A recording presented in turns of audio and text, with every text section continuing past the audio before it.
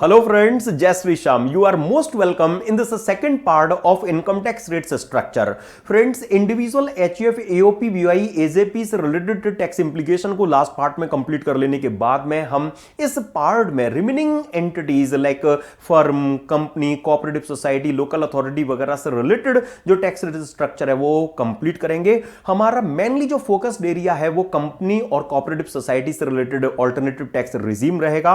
And friends, हमने जो last part में डिस्कशन किया था कि स्टडीज बनाई थी एक्चुअली 115 BAC से रिलेटेड, वो सारा डिस्कशन आपको आज आगे ऑल्टरनेटिव टैक्स रिजीम में भी काम आएगा।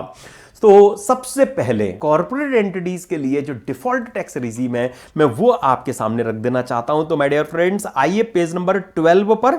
यस, सबसे पहले कंपनीज के लिए बाय डिफॉल्ट जो टैक्स रेट्स हैं वो क्या एप्लीकेबल बनाई गई हैं। सुनिए, अगर एसएससी हमारी डोमेस्टिक कंपनी है, अगर हमारी एसएससी डोमेस्टिक कंपनी है तो नॉर्मली उनके लिए जो टैक्स रेट है वो 30% है। लेकिन हमें पता लगा कि हमारी एसएससी डोमेस्टिक कंपनी की टोटल इनकम प्रीवियस ईयर 23-24 में 400 करोड़ से ज्यादा नहीं थी। अच्छा, तो अगर ऐसा केस होगा तो ऐसे केस में हमारे एसएससी डोमेस्टिक कंपनी के लिए हमारे एग्जाम के लिए relevant previous year 25-26 in terms of assessment year 26-27 के लिए जो टैक्स रेट है वो 30 से घटा के 25% कर दिया गया है। ओके फ्रेंड्स, तो केवल इस सिंगल केस में जहां हमारी एसएससी डोमेस्टिक कंपनी की प्रीवियस ईयर 23-24 में टोटल टर्नओवर अगर 400 करोड़ से ज्यादा नहीं रही होगी, एग्जैक्ट भी हो तो चलेगा, ज्यादा नहीं होनी चाहिए, तो उस केस में हमारे एग्जाम के लिए रेलिवेंट प्रीवियस ईयर 25-26 के लिए जो टैक्स रेट है वो 25% है। इन अदरवाइज केस, मतलब नॉर्मल केस में 30% है। ठीक है। अच्छा, अब यहीं पर मैं एक दो छोटी छोटी सी बातें आपके साथ में शेयर करना चाहूंगा। सुनिए, एग्जामिनर कई बार किस तरह से आपको कंफ्यूज करने की कोशिश करते हैं। जैसे सपोज डी लिमिटेड हमारी एसएससी डोमेस्टिक कंपनी है, हमें बताते हैं वो क्या प्रीवियस ईयर 25-26 में उनकी जो टर्नओवर है वो आपको दे दी गई। प्रीवियस ईयर 25-26 में माय डियर फ्रेंड्स उनकी जो टर्नओवर है वो आपको दे दी गई 475 करोड़ की। अच्छा जी, और प्रीवियस ईयर 24-25 में भी उनकी जो टर्नओवर है वो प्रोवाइड कर दी गई सपोज 445 करोड़ की। और प्रीवियस ईयर 23-24 में उनकी जो टर्नओवर है वो हमें बताई गई माय डियर फ्रेंड्स कोई अमाउंट लाइक 388 करोड़ की, 388 करोड़ की। ठीक है जी। अच्छा, इस तरह से जो फिगर्स है वो दे दी गई। अब हमसे ये पूछा गया कि प्रीवियस ईयर 25-26 के लिए डी लिमिटेड के लिए एप्लीकेबल जो टैक्स रेट है वो क्या होगा। तो आपको बस ये ध्यान रखना है कि जो प्रीवियस ईयर 23-24 की टर्नओवर गिवन है ये रेलिवेंट है। बाकी उन्होंने प्रीवियस ईयर 24-25 की और 25-26 की जो टर्नओवर दी है ये इररेलीवेंट है, ये इररेलीवेंट है। ओके माय डियर फ्रेंड्स, इसका मतलब क्या कि सिंस हमारी एसएससी डोमेस्टिक कंपनी की प्रीवियस ईयर 23-24 में टर्नओवर 400 करोड़ से ज्यादा नहीं है, इसीलिए इनके लिए एप्लीकेबल टैक्स रेट 25% यहां कहलाएगा। ओके सर, ऐसा क्यों कि प्रीवियस ईयर 25-26 के लिए प्रीवियस ईयर 23-24 को पिकअप किया गया है, ऐसा क्यों? सुनिए, तो मैं नॉलेज पॉइंट ऑफ व्यू से आपके साथ में एक बात डिस्कस कर लेता हूं। पहली बार फाइनेंस एक्ट 2017 से अरुण जेटली जी ये 25% का जो कॉन्सेप्ट है वो लाए थे। ठीक है, उस टाइम पर जब बिलेटेड रिटर्न फर्निश करने का जो टाइम होता था ना वो प्रीवियस ईयर के बाद में 1 ईयर तक होता था। अब तो 9 मंथ्स रह गया है, ये एपी में आपको देखने को मिलेगा असेसमेंट प्रोसीजर चैप्टर में। लेकिन मैं आपको उस सिनेरियो में ले चलता हूं जब ये कॉन्सेप्ट आया था फाइनेंस एक्ट 2017 से, तो तब लॉ मेकर्स ने क्या थीम अडॉप्ट की थी। एक्चुअली फाइनेंस एक्ट 2017 जो प्रीवियस ईयर 17-18 के लिए एप्लीकेबल बना, उसके लिए डोमेस्टिक कंपनी के लिए 25% का टैक्स रेट यूज में लेने के लिए लॉ मेकर्स ने प्रीवियस ईयर 2015-16 की जो टर्नओवर है वो बेस बनाई। सर ऐसा क्यों किया उन्होंने जो आप अभी देख रहे हो ना, उन्होंने माय डियर फ्रेंड्स जब ये कॉन्सेप्ट 25% के टैक्स रेट का उन्होंने इनिशियली जब इंट्रोड्यूस किया था, तब उन्होंने माइंड में ये रखा था कि करेंट ईयर के स्टार्ट होने से पहले वो नियरेस्ट और लेटेस्ट प्रीसीडिंग ईयर जिसकी टर्नओवर की डिटेल्स इनकम टैक्स डिपार्टमेंट को मिली होगी, प्रीवियस ईयर 16-17 की तो मिली नहीं होगी, क्योंकि वो तो अभी 31 मार्च को ताजा ताजा खत्म हुआ है, उसकी आईटीआर तो आगे आनी है, राइट ना। प्रीवियस ईयर 2015-16 ही वो ईयर रहा होगा जिसकी ड्यू डेट तक एसएससी ने रिटर्न फर्निश की होगी, या एटमैक्स प्रीवियस ईयर के क्लोज हो जाने के बाद में 1 ईयर तक, मतलब यहां 31 मार्च 2017 तक एसएससी ने बिलेटेड रिटर्न के थ्रू अपनी जो टर्नओवर की डिटेल्स वगैरह है वो डिपार्टमेंट को रिपोर्ट की होंगी, इनडायरेक्टली डायरेक्टली, ठीक है। तो लॉ मेकर्स ने यह थीम अडॉप्ट की कि प्रीवियस ईयर 17-18 के लिए जो प्रीसीडिंग ईयर्स में जो लेटेस्ट प्रीसीडिंग ईयर है वो प्रीसीडिंग ईयर 15-16 रहा होगा, जिसकी नॉर्मल रिटर्न के थ्रू या बिलेटेड रिटर्न के थ्रू डिपार्टमेंट के रिकॉर्ड पर एसएससी की टर्नओवर की डिटेल आई होगी। इसीलिए उन्होंने प्रीवियस ईयर 15-16 की टर्नओवर को बेस बनाया। ठीक है फ्रेंड्स, अभी 16-17 तो 1 अप्रैल 2017 से पहले खत्म ही हुआ होगा, अभी थोड़ी ना एसएससी ने आईटीआर अपनी फाइल कर दी होगी 1 अप्रैल 2017 से पहले, ठीक है ना फ्रेंड्स। तो इसके लिए लॉ मेकर्स ने प्रीवियस ईयर 15-16 की टर्नओवर को तब बेस बनाया। अब हो क्या रहा है, फाइनेंस एक्ट 2017 के बाद में हर साल ये प्रीवियस ईयर 1 साल बढ़ जाता है ना, और इधर 1 साल बढ़ा दिया जाता है, प्रीवियस ईयर 1 साल बढ़ जाता है और इधर 1 ईयर बढ़ा दिया जाता है, ये हो रहा है हर साल, ठीक है ना फ्रेंड्स।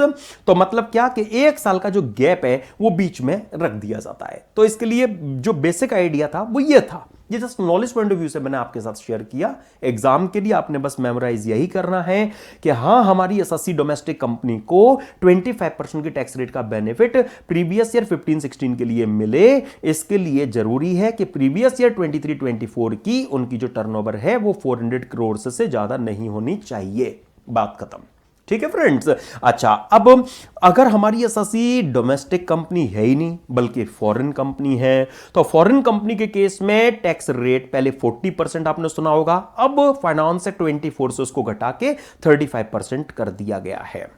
What about surcharge? सुनिए जरा फ्रेंड्स, जो एसएससी है, हमें पता लगा डोमेस्टिक कंपनी है, अगर टोटल इनकम 1 करोड़ से ज्यादा नहीं है तो मौज करें, नो सरचार्ज। लेकिन अगर टोटल इनकम 1 करोड़ से ज्यादा है, 10 करोड़ से ज्यादा नहीं है, तो उन्हें जो टैक्स होगा उसका 7% सरचार्ज देना पड़ेगा, और 10 करोड़ से भी अगर टोटल इनकम ज्यादा निकली तो 12% सरचार्ज भुगतना पड़ेगा।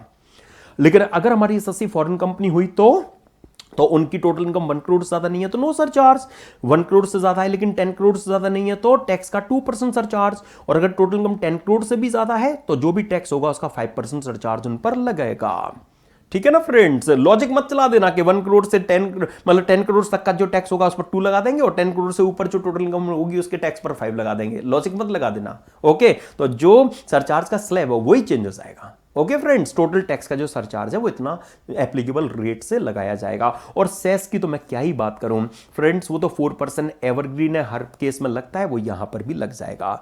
तो ये तो मैंने वो डिस्कशन किया जिसको ऑप्ट करने की कंपनी को जरूरत नहीं होती, लेकिन अब मेन है ऑल्टरनेटिव टैक्स रिजीम, जो कंपनी के ऑप्शन पर है कि वो ऑप्ट करना चाहे तो कर सकती हैं।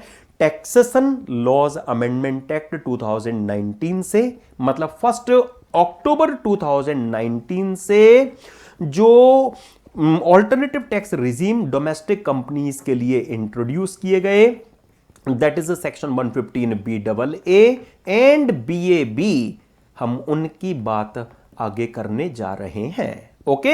तो 1 अक्टूबर 2019 से जब taxation laws amendment act 2019 applicable बना था, previous year 1920 in terms of assessment year 2021 से ये जो ऑल्टरनेटिव टैक्स रिजीम है वो डोमेस्टिक कंपनीज के लिए इन सेक्शंस में माय डियर फ्रेंड्स लाए गए, जिसमें सबसे पहले हमारे टारगेट पर आएगा सेक्शन 115BAA, ठीक है फ्रेंड, सेक्शन 115BAA। देखिए मैं फिर आपको ये याद दिलाना चाहूंगा कि ये जो अब डिस्कशन हम करने जा रहे हैं ये केवल तभी वर्क करेगा जब एसएससी कंपनी इसके लिए ऑप्ट करेंगी, ठीक है। अच्छा, तो friends section 115 B double A के लिए मैं पहले एक बेस आपको डेवलप करा देता हूं। यूं तो डोमेस्टिक कंपनी के लिए नॉर्मल टैक्स रेट 30% है, नॉर्मल है ना। लेकिन लॉ मेकर्स ने कहा कि चलो हम 30% की बजाय कंसेशनल रेट केवल 22% से जो टैक्स है वो आपसे ले लेंगे, केवल आप 22% हमें टैक्स दे देना, ठीक है।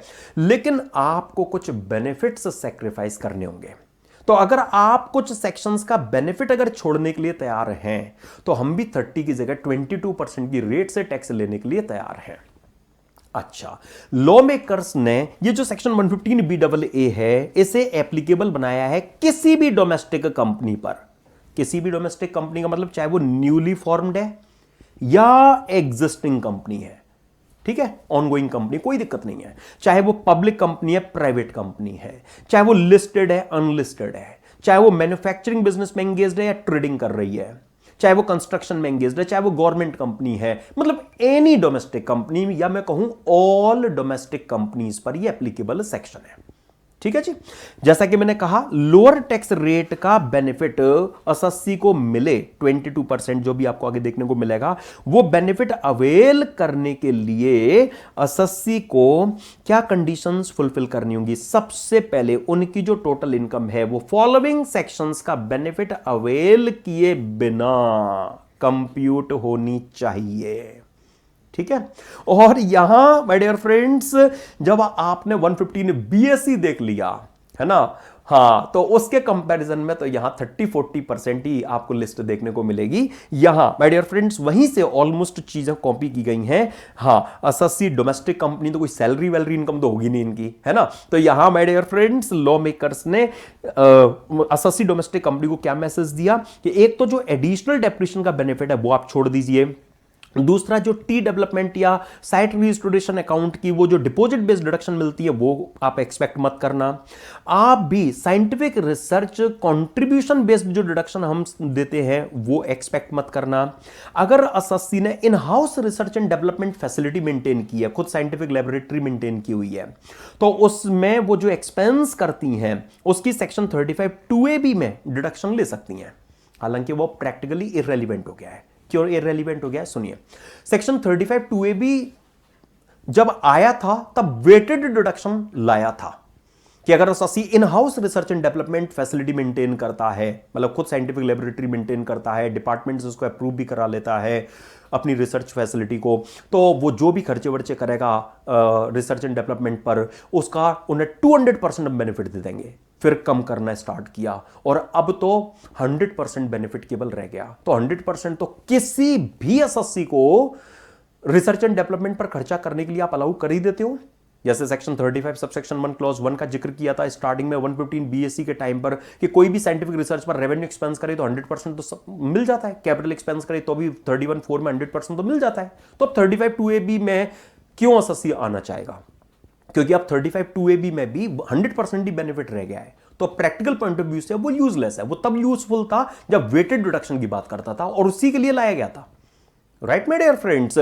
लेकिन फिर भी यहां पर इस सेक्शन में उसका रेफरेंस यूज्ड है, इसीलिए मैंने यहां ये प्रेजेंट कर दिया है कि अगर 35(2)(a)(b) में डिडक्शन अगर आप चाहोगे तो वो नहीं मिलेगी। हम तो कभी नहीं चाहेंगे, क्योंकि अगर चाहेंगे तो भी 115 बीएससी मना कर रहा है। और क्यों चाहेंगे हम, जब बेनिफिट हमें 35(1)(1) और 1(4) में नॉर्मली 100% का मिल जाता है। वो अब भी मिलेगा, वो बैन नहीं किया गया है। ओके ना फ्रेंड्स। अच्छा, अगर एसएससी कंपनी को 35(a)(d) वाले स्पेसिफाइड बिजनेस है तो 35(a)(d) वाली डिडक्शन छोड़नी पड़ेगी। ऐसे ही एग्रीकल्चर एक्सटेंशन प्रोजेक्ट या अगर एसएससी अपने एम्प्लॉइज के स्किल डेवलपमेंट के लिए कोई प्रोजेक्ट चलाती है तो उसके लिए खर्चा करती है तो 35 सीसीडी में डिडक्शन मिलती है। ये सारी बातें पीजीबीपी में आपको देखने को मिलने वाली हैं, तो वो बेनिफिट उन्हें छोड़ने होंगे। और उन्हें 10AA में या 80C से 80U में कोई डिडक्शन मिलने वाली है तो वो भी सैक्रिफाइस उन्हें करनी होगी, राइट फ्रेंड्स। अच्छा, अब यहां पर भी लॉ मेकर्स ने 115 बीएससी की तरह कुछ एक्सेप्शन दिए हैं, जिनमें 2 एक्सेप्शन तो लगभग कॉमन है, 80JJAA और 80LA वाला। एक नया है दैट इज 80M फ्रेंड्स, जहां इंटर कॉर्पोरेट डिविडेंड की डिडक्शन मिलती है। मैं डिडक्शन में डिस्कस करूंगा आपके साथ में कि अगर हमारी एसएससी डोमेस्टिक कंपनी को सपोज प्रीवियस ईयर में किसी कंपनी से 10 लाख रुपीस का डिविडेंड मिला, अब ये SSC domestic company previous year के क्लोज होने के बाद में रिटर्न फाइलिंग ड्यू डेट जो इनके लिए 31 अक्टूबर होती है, जो हम असेसमेंट प्रोसीजर चैप्टर में डिस्कस करेंगे, उससे 1 मंथ प्रायर दैट इज 30 सितंबर तक जो डिविडेंड अपने शेयर होल्डर को बांट देंगे, जैसे हमारी एसएससी डी लिमिटेड है, उनको प्रीवियस ईयर 25-26 में मान लेते 10 लाख का डिविडेंड अदर कंपनी से मिला। उन्होंने क्या किया, उन्होंने 30 सितंबर 26 तक प्रीवियस ईयर 25-26 की रिटर्न फाइलिंग ड्यू डेट 31 अक्टूबर 26 से 1 मंथ प्रायर 30 सितंबर 26 तक 8 लाख का डिविडेंड अपने शेयर होल्डर्स में बांट दिया आगे, है ना। तो उन्हें उस 8 लाख रुपीस की जो डिडक्शन है वो 80 एम में मिल पाएगी, राइट फ्रेंड्स। तो यहां वो डिडक्शन के जो रास्ते हैं वो 115 BAA में भी खुले हुए हैं। तो ये जो 3 डिडक्शंस हैं, ये 3 deductions my dear friends 115 BAA opt करने वाला एसएससी भी एंजॉय कर सकेगा, ठीक है।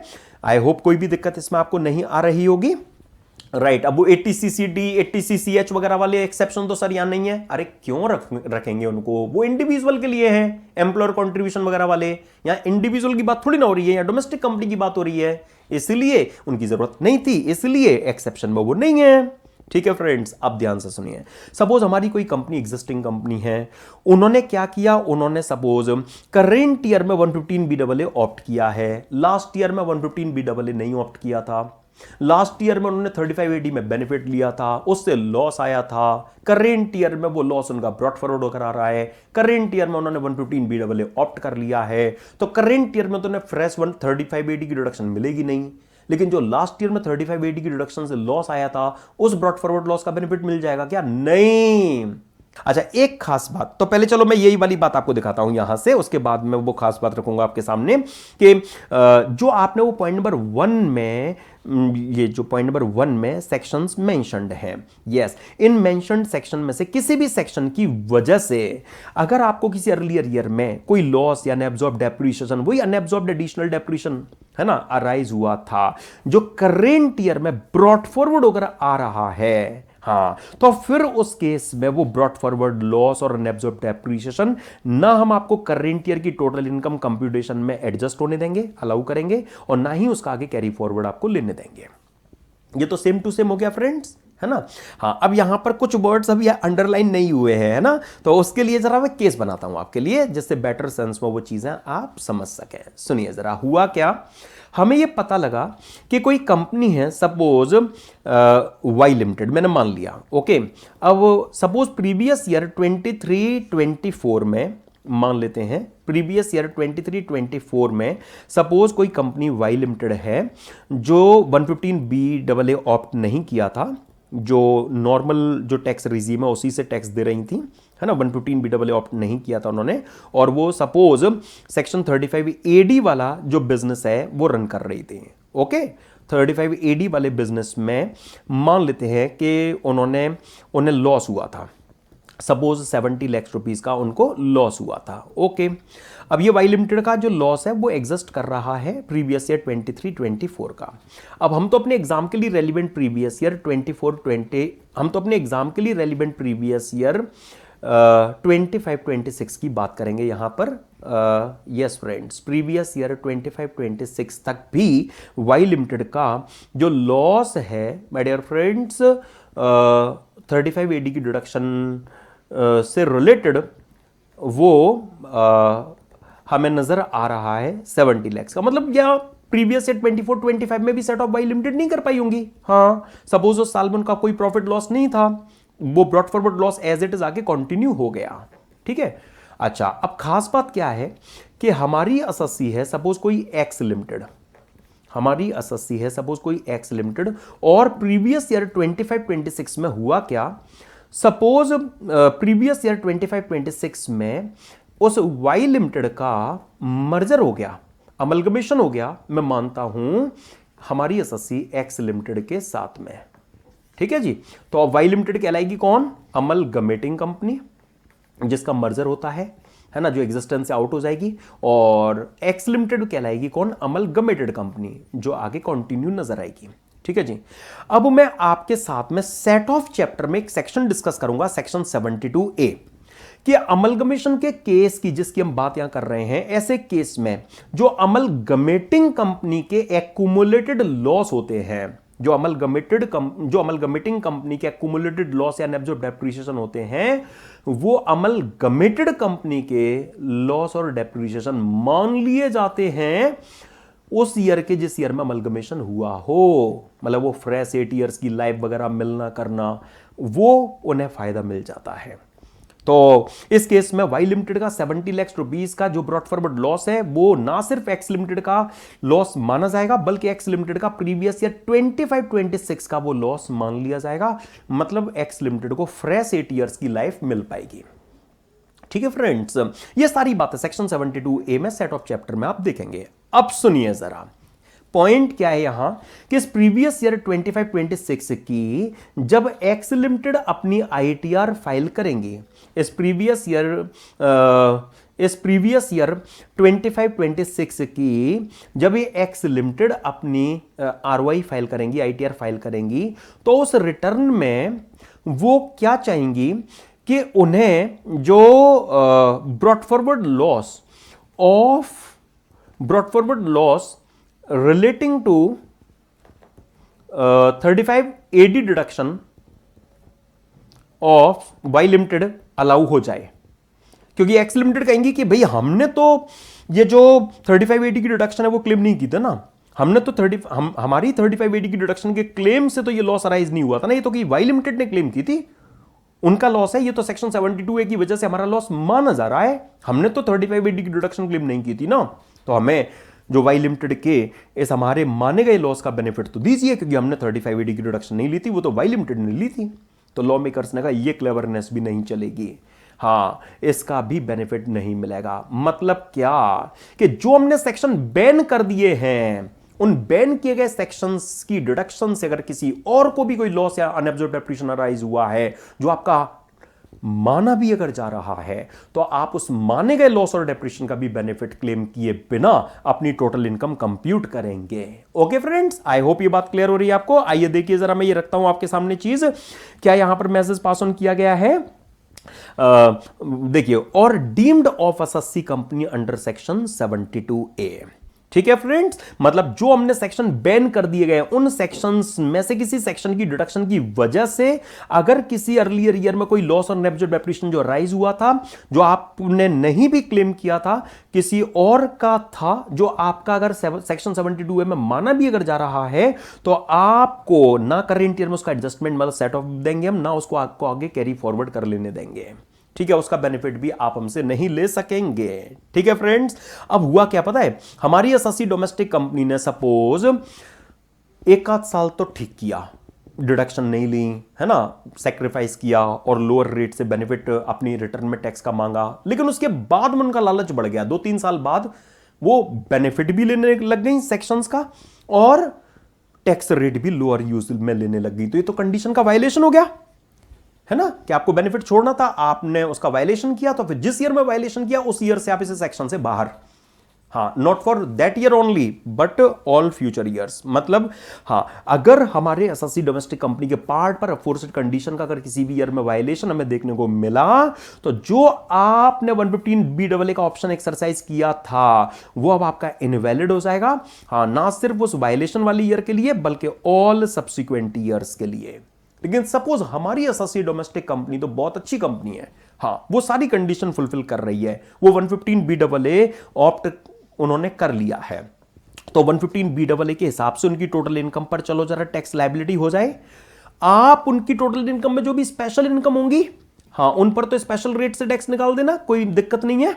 ठीक है जी, हाँ लेकिन जो अदर इनकम होंगी, नॉट ओनली बिजनेस इनकम, ध्यान रखें अदर इनकम में चाहे उनकी हाउस प्रॉपर्टी वाली इनकम है, राइट चाहे उनकी फ्रेंड्स अदर सोर्सेज वाली इनकम है, चाहे उनका नॉर्मल कोई शॉर्ट टर्म कैपिटल गेन है, ठीक है जी, जो भी उनकी अदर इनकम्स हैं, उनके लिए लॉ मेकर्स ने जो टैक्स रेट है वो 22% यहां पर कर दिया है।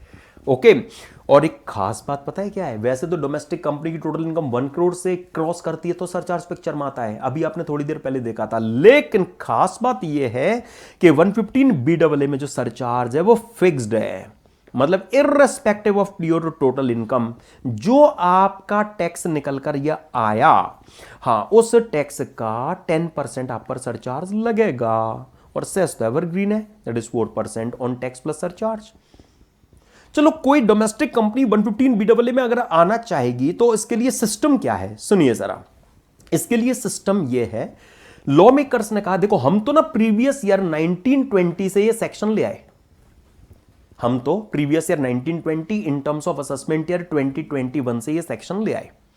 अब आपका असेसमेंट ईयर 2021 या इसका कोई भी सब्सिक्वेंट ईयर, मतलब इन टर्म्स ऑफ प्रीवियस ईयर अगर हम चलें तो प्रीवियस ईयर 1920 या इससे हम तो प्रीवियस ईयर 1920 से सेक्शन ले आए। अब आपका प्रीवियस ईयर 1920 या इसका कोई भी सब्सिक्वेंट ईयर जब आपका मन भरे इस सेक्शन में आने के लिए, आप उस साल की रिटर्न फाइलिंग ड्यू डेट पर, आप उस साल की रिटर्न फाइलिंग ड्यू डेट पर या उससे पहले प्रेस्क्राइब्ड मैनर में अपना ये जो ऑप्शन है 115 BAA में आने का एक्सरसाइज कर लेना।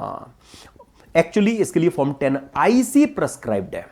तो मतलब क्या, लॉ मेकर्स ने तो कह दिया कि हम तो प्रीवियस 1920 से सेक्शन ले आए। अब आप एनी प्रीवियस ईयर, कोई भी प्रीवियस ईयर जब आपका इस सेक्शन में आने का दिल करे, उस प्रीवियस ईयर की रिटर्न फाइलिंग ड्यू डेट पर या उससे पहले ये ऑप्शन एक्सरसाइज कर लेना। लेकिन एक बार आपने कमिटमेंट कर दी, मतलब ऑप्शन एक्सरसाइज कर लिया, तो neither for same nor for any other year आप उसे विड्रॉ नहीं कर सकते। हाँ, फिर तो मर के ही पीछा छूटेगा, मतलब उस कंपनी का लिक्विडेशन होगा और फिर वो शेयर होल्डर्स वगैरह, डायरेक्टर्स वगैरह दूसरी कंपनी फॉर्म करें, तब जाके इनफैक्ट पीछा छूटेगा। नहीं तो तब तक ये जो सेक्शन 115 BAA है उसका ऑप्शन का कंटिन्यू रहेगा। तो सर ये तो बड़ी दिक्कत वाली बात है। अरे क्या दिक्कत वाली बात है? प्रैक्टिकली आप क्या करोगे, अपने क्लाइंट को कहोगे कि अच्छा 115 BAA दिक्कत कर रहा है, डिडक्शन लो। डिडक्शन लोगे, कंडीशन का वायलेशन आपके पार्ट पर नजर आएगा, ऑप्शन ऑटोमेटिकली इनवैलिड हो जाएगा, है ना फ्रेंड्स। तो प्लानिंग इस तरह से करनी है आपने, ठीक है। ऑप्शन इनवैलिड हो जाएगा, आपका केस यहां पर आ जाएगा, सिंपल। अच्छा चलिए, अब मैं आपको यह बात और बताना चाहता हूं कि जैसे 115 BAC वाले एसएससी के लिए AMT से रिलैक्सेशन था, है ना, वैसे ही कंपनीज के लिए मैट होता है। तो कंपनी अगर 115 BAA ऑप्ट कर ले तो मैट की टेंशन खत्म, उन पर मैट के जो प्रोविजंस है वो नहीं लगेंगे। ओके फ्रेंड्स, हाँ, तो मैं आपके साथ डिस्कस करूंगा अपकमिंग सेशंस में, बहुत सारी चीजें हमें डिस्कस करनी है। मैट के जो प्रोविजंस है वो 115 JB में आपको देखने को मिलेंगे। तो अगर हमारी एसएससी डोमेस्टिक कंपनी ने 115 BAA का ऑप्शन एक्सरसाइज कर लिया तो उस पर ये मैट के जो प्रोविजंस है वो नहीं लगेंगे। लेकिन फिर वही बात कि जब पॉजिटिव आपके लिए कि मैट आप पर चार्ज नहीं कर रहे, सपोज हमारी एसएससी डोमेस्टिक कंपनी ने 2-3 साल पहले मैट दिया था, जब वो 115 BAA में नहीं थी तब मैट लग रहा था, तो मैट दिया था और मैट के थ्रू उनको कुछ एक्स्ट्रा पेमेंट करना पड़ गया था। तो मैट के साथ ये मैट क्रेडिट की बातें भी करेंगे 115 JAA में, कि आप अपने मैट पेमेंट में जो एक्स्ट्रा पेमेंट करते हैं उसका नेक्स्ट 15 ईयर्स में क्रेडिट ले सकते हैं, ठीक है। ये मैट चैप्टर में आपको देखने को मिलेगा, ठीक है। अब हमारी एसएससी डोमेस्टिक कंपनी 2-3 साल पहले 115 BAA में नहीं थी, तब उन्होंने मैट भरा था, तब तो उन पर मैट लगा था, तो मैट पे किया था उन्होंने। अब उस एक्स्ट्रा वर्डन का उन्हें क्रेडिट आगे मिलने वाला था। अब करेंट ईयर में उनका वो अनवेल्ड मैट क्रेडिट पड़ा हुआ है और उन्होंने 115 BAA ऑप्ट कर लिया। अब वो 115 BAA में जो टैक्स आया उससे चाहती हैं कि उन्हें उस अनवेल्ड मैट क्रेडिट का बेनिफिट मिल जाए, नहीं मिल पाएगा। लॉ मेकर्स ने क्या किया कि जो मैट क्रेडिट है, हाँ, वो भी आप पर एप्लीकेबल नहीं होगा। मतलब सीधी सी बात है कि अगर पॉजिटिव आपके लिए है कि अब मैट आपसे चार्ज नहीं कर रहे, तो नेगेटिव भी आपको फेस करना पड़ेगा कि कोई अनबिल्ड मैट क्रेडिट अगर आपका पड़ा हुआ है तो वो आपको छोड़ना पड़ेगा। तो ऐसे तो आपके क्लाइंट का नुकसान हो जाएगा। तो आप कैसे प्लानिंग कराओगे, जरा सुनिए। मेरे पास में सपोज कोई डोमेस्टिक कंपनी आई, ठीक है। अब वो डोमेस्टिक कंपनी रोती रोती आई कि हमने तो 115 BAA सूट अच्छा लग रहा है, ये हमें ऑप्ट कर लेना चाहिए, लेकिन हमें तो बड़ी दिक्कत आ रही है, हमने तो बहुत सारा मैट पे कर रखा है, उसका मैट क्रेडिट अभी अनवेल्ड हो रखा है। तो 115 BAA में भी हम आना चाहते तो हैं, लेकिन हमारा अनवेल्ड मैट क्रेडिट हमें दिक्कत करेगा, वो तो हमारा बेकार चला जाएगा। तो मैंने उनको बस क्या कहा, मैंने उनको कहा कि अरे सुनो, 115 BAA अट्रैक्टिव हो सकता है, लेकिन 115 BAA की ट्रेन कोई प्लेटफॉर्म पर तो लगी नहीं है कि अभी नहीं पकड़ी तो छूटी जाएगी। आप एक काम करो ना, आप अभी पहले नॉर्मल टैक्स रिजीम के हिसाब से अपने अनवेल्ड मैट क्रेडिट का बेनिफिट अवेल कर लो, और जब आपका अनवेल्ड मैट क्रेडिट का बेनिफिट अवेल हो जाए उसके बाद 115 BAA हम ऑप्ट कर लेंगे। हाँ, तब तक तो हमारा फिर नुकसान है ना, क्योंकि हमारा अनवेल्ड मैट क्रेडिट लैप्स कर जाएगा। तो 115 BEE की ट्रेन कोई प्लेटफॉर्म पर तो लगी नहीं है कि अभी नहीं पकड़ी तो छूटी जाएगी, है ना। तो अभी एक काम करते हैं, अभी हम अपना 115 BEE, अभी हम अपना अनबिल्ड मेट क्रेडिट वगैरह अवेल कर लेते हैं, उसके बाद में चलेंगे 115 BEE में, तब ऑप्ट कर लेंगे, इससे हमारा कोई नुकसान नहीं होगा। सीधी सी बात है, इस तरह से आप चीजें प्रैक्टिकली प्लान करना, ठीक है। तो 115 BEE में आपको कहीं पर भी कोई दिक्कत नहीं आई होगी, और ये चीज आप रिकॉल भी कर सके, इसके लिए मैंने एक नोट भी यहां पर ये अपेंड किया हुआ है, ठीक है जी। अच्छा, आपने देखा 115 BEE में डोमेस्टिक कंपनी जिनके लिए नॉर्मल रेट 30% होता था वो घटाकर 22 किया गया, लेकिन लॉ मेकर्स ने एक पर्टिकुलर केस में, या मैं यूं कहूं कि जो newly formed domestic manufacturing companies होती हैं, उनके लिए तो रेट 30 से घटाकर सिंपली हाफ, केवल 15% कर दिया है, ठीक है। हां, वो केस किस तरह का है तो मैं उसमें आपको अब ले जाना चाहता हूं, दैट इज सेक्शन 115 BAB, जहां पर आप देख रहे हैं जो रेट है वो लॉ मेकर्स ने ऑलमोस्ट मतलब 30% से घटाकर हाफ, दैट इज 15% कर दिया गया है। लेकिन हिंट दिया है हेडिंग में कि ये न्यूली फॉर्म्ड डोमेस्टिक कंपनीज के लिए होगा, वो भी मैन्युफैक्चरिंग में जो एंगेज्ड होंगी, है ना।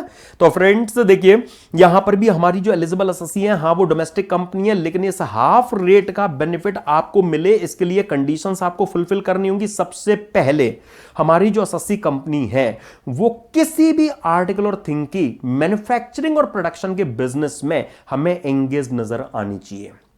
किसी भी आर्टिकल और थिंग की, चाहे आप लिकर प्रोडक्ट बनाओ, टोबैको प्रोडक्ट बनाओ, लेकिन मैन्युफैक्चरिंग और प्रोडक्शन ऑफ आर्टिकल और थिंग में नजर आए, ट्रेडिंग नहीं चलेगी, ठीक है ना फ्रेंड्स। हां, आप अपने द्वारा मैन्युफैक्चर्ड और प्रोड्यूस्ड आर्टिकल से आर्टिकल की डिस्ट्रीब्यूशन एक्टिविटी, आप रिसर्च एक्टिविटी चला सकते हैं। मतलब आप अपने द्वारा जो मैन्युफैक्चर्ड और प्रोड्यूस्ड आर्टिकल्स हैं उनका डिस्ट्रीब्यूशन, मार्केटिंग, सेलिंग को अंजाम दें। आप उससे रिलेटेड प्रोडक्ट इंप्रूवमेंट के लिए आप रिसर्च वर्क चलाएं, अलाउड है। हां, आप हमें किसी भी अदर बिजनेस में, आप हमें किसी भी अदरवाइज बिजनेस एक्टिविटी में इन्वॉल्व नजर नहीं आने चाहिए, ठीक है फ्रेंड्स।